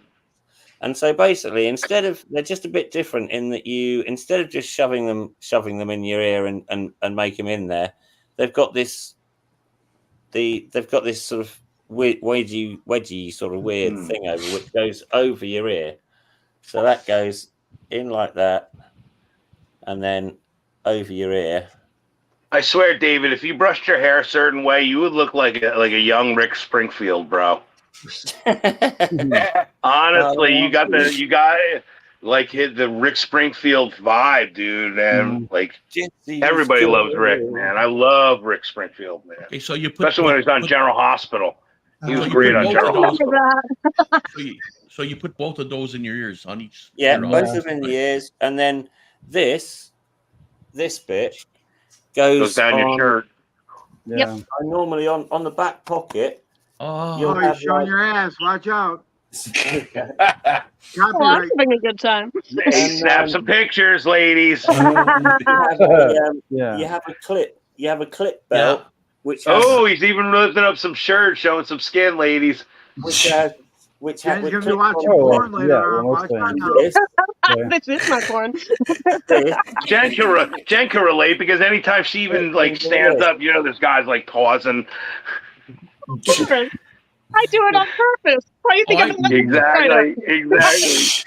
But what this does for you rather nicely, is that it basically everyone on stage separately is basically being played their favorite mix of their favorite album, which is their own album. And basically what I have in mind, like when I'm drumming, for instance, it's different from when I'm playing guitar. When I'm drumming, what I like on my backpack, I have the volume quite loud, right? But what I say to the monitor man is, I don't want all my kit. Can you just give me bass, snare, and cymbals and hi-hat? Because that is what I really need to hear. Any of the fluffy stuff, I know what I'm doing, so I don't need to hear it perfectly. Right.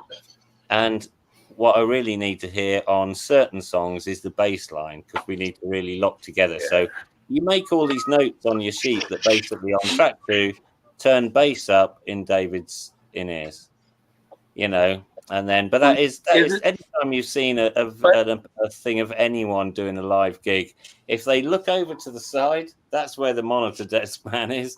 When there's a national tour like that, don't they get, like, I've seen they rent out airport hangars and stuff where they're literally, just like what you say, they're marking down every single nuance of every song, guitar solo here, this has to be raised during this song. So, I mean, you might have 30 pages of, like, for 2 hours of every song will have its own page, basically, you know, of every, for the light man and for the sound guy and, you know, the prop people that may be coming in, like all, especially how elaborate the show is. I'm sure Roger Waters, when he's building the wall and all that projection and stuff, that's got to be mapped out for months before they go on a national tour.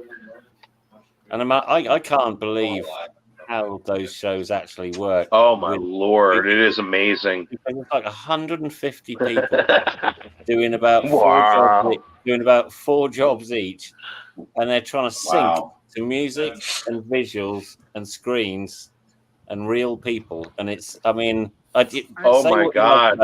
Say what you like about man. I didn't have to deal with any of that in your own time. When I saw it, the wall, literally every brick was its own projection. Every brick. Yeah. Jeez. Or what you So with thought the in-ear monitors, the piece that goes over the ear, is it kind of similar to like with earbuds that have that piece where it just kind of holds it in place? Yeah. Okay. Yeah. You sort of start by you start like this with this. Mm-hmm. Right, and you pull your ear in. So yes. So same idea. Okay. So that goes behind. Mm-hmm. It's weird because my thing's backwards, so I'm looking at it. And then the 2 of these. Once you've got the other one in as well, you can chuck them over your head and put. Actually, I've got a better way of describing this. How long did it take for you to get the mold made for your ear personally? Oh, it's just one day. They take you to a tab. I swear to God. Take you to a place. I want to get on this wavelength. They just take you to a place and get you to lay on the side, and then they fill your ear with what feels like whale sperm, and that then hardens, and they make a mold of that. So they make it from that, and then that way it just almost clips into your ear. So David, so I've seen some bands on stage. Some of them they don't have wires. They just have things in their ears without the wires. Is that the same idea? With just but it's a bit like you know, I could talk to someone on the phone with my iPhone thing, like earbuds kind of thing. Right, like what I was doing. It's just wireless. It's just a wireless version. I always thought they were. I always thought they were earplugs. To be honest with you, so that because of the music. That's how much up the ladder you are there, Johnny. So I thought they were just earplugs, so they won't go deaf. The music. No, I mean, but obviously there were people like Motorhead. They would never entertain. They would never entertain the idea of earplugs. But I do believe I never used them. Yeah, but if you look at all their roadies and stuff, they've got those bright orange ones that look like traffic cones. But they're standing in front of the speakers. But Lemmy's behind the speakers. You know what I mean? He's not getting the brunt like the audience gets. Yeah, but not everyone has in-ear monitors if they don't really need them. But we did in Visage because we've got keyboards on Mac computers because we don't have we have the 2 keyboard players, but what we don't have is all the whooshy atmospherics and noises and stuff. So they're all on. They're not a person. They're off the Mac. And their mixes are completely different in their ears. Yeah, so there's a click track going, you know, that we all have to sort of adhere to. And, see, here's something Jen could answer, though, because, like, talking about people going deaf, Pete Townsend is very famous for losing his hearing for not using earplugs. What does he ever have to say about that? Do you know? Like, have you ever heard anything personally from him? Like, anything he personally said, like that? Say what? I mean, he's deafer than shit. He has one of those old people phones where it has like the extreme like amplification and the words on the screen. So. Wow. Right. But he's never like confided in anything about like commenting about losing his hearing. He has hearing aids when he's not on stage. Wow. Wow. So he got the full force of it. He and Entwistle both. I mean, people don't talk about him as much with it, but he was even deafer than Pete. Really? Wow, I didn't know that. Yeah. Yep. And to think it all got started on that Smothers Brothers show. Yeah, the triple dynamite that was put in the That's bass what he drum. said. Yeah. That clip. I could see that. Yeah, I could see that. Well, because literally, you probably never let your hearing like heal from that moment. They were playing balls out rock and roll every day. I know, and I mean, this is ridiculous. He went into total dad mode when I got my first iPod because they come with earbuds. And he was like, "Don't turn it up past 40%. You don't want to go deaf like me." I was like, well, that's the thing. I knew you would have something like you talk about that kind of stuff. It's kind of like Keith Moon putting that dynamite kind of stuff in his. That's what we were talking about. The triple dynamite in the drum. And then that exploded. Well, that would make it deaf for sure. But He put in dynamite. The roadie put in dynamite. He put in dynamite. They didn't know that there was like 3 times as much in there that should have been there. It shook the friggin' camera. I mean, that was like. Keith Keith walked away like nothing. Keith was like, la-da. Yeah, Keith Moon was probably so drunk he didn't realize. It's like a drunk in a car accident. They don't feel it. I mean, did it make everybody happy? He went back, knocked him out. He like regained consciousness for enough to like take a few steps. Now face planted again. You gotta have that. He's like, wow, that was the greatest hit I ever took. Paul. Yes. When we were talking about monitors in ears and all that sort of stuff, I'm just going to give everyone in here another link, and it's only about 1.25 minutes. So if you wanted to play it, feel free. But it is the walk. It's the walk from the dressing room to the stage where you're trying to get your in-ears in your ears, and it's all getting exciting and stuff. And this is when we were playing 16,000 people sold out indoors at Liverpool Echo Arena, and I wasn't aware of it at the time, but I had someone walking behind me filming it, and it's me making a not easy. You mean Paul could pull it up right now? Yeah. Well, unfortunately, here's the thing, guys. I was about ready to wrap this up because I do have to go take him to work. That's the only reason why. But David, when we come back on again, we can share some clips and we'll do better. Okay. So, anyways, guys, thank you very much. My God, we have this is an amazing. What a we had an amazing great show. We almost got 222. My special number is 222. Nice. It's 2 minutes. It's 22 minutes past 2 a.m. Ooh. Go play. I'm getting ready to cook a meal. I'm getting ready to cook some food. Yay. Some good stuff right here. Chicken fajita, baby. Not sponsored by Viola, but hey, it sounds good to me. Can't recommend these enough, man. These meals are awesome. We do. So I got the link, the YouTube link. I'm gonna check it out in a couple minutes. When excellent. Me too. Check that out, and of course, go get some of his projects. Yeah, I got a link up there in the chat too. Yes. You want to check that out? Go for it. God bless chat room, chat fam. Yes, we had great people. We have great audience. We've got best chat. Yes, I know. Honest to God, guys, we're gonna shoot for Saturday. Okay, I don't know when yet. Maybe around the same time. We could aim for Whoever earlier, can that do would be it. awesome. So If I don't have a gig, since I have to bounce for them on this one. We'll try for early. I don't mind doing that.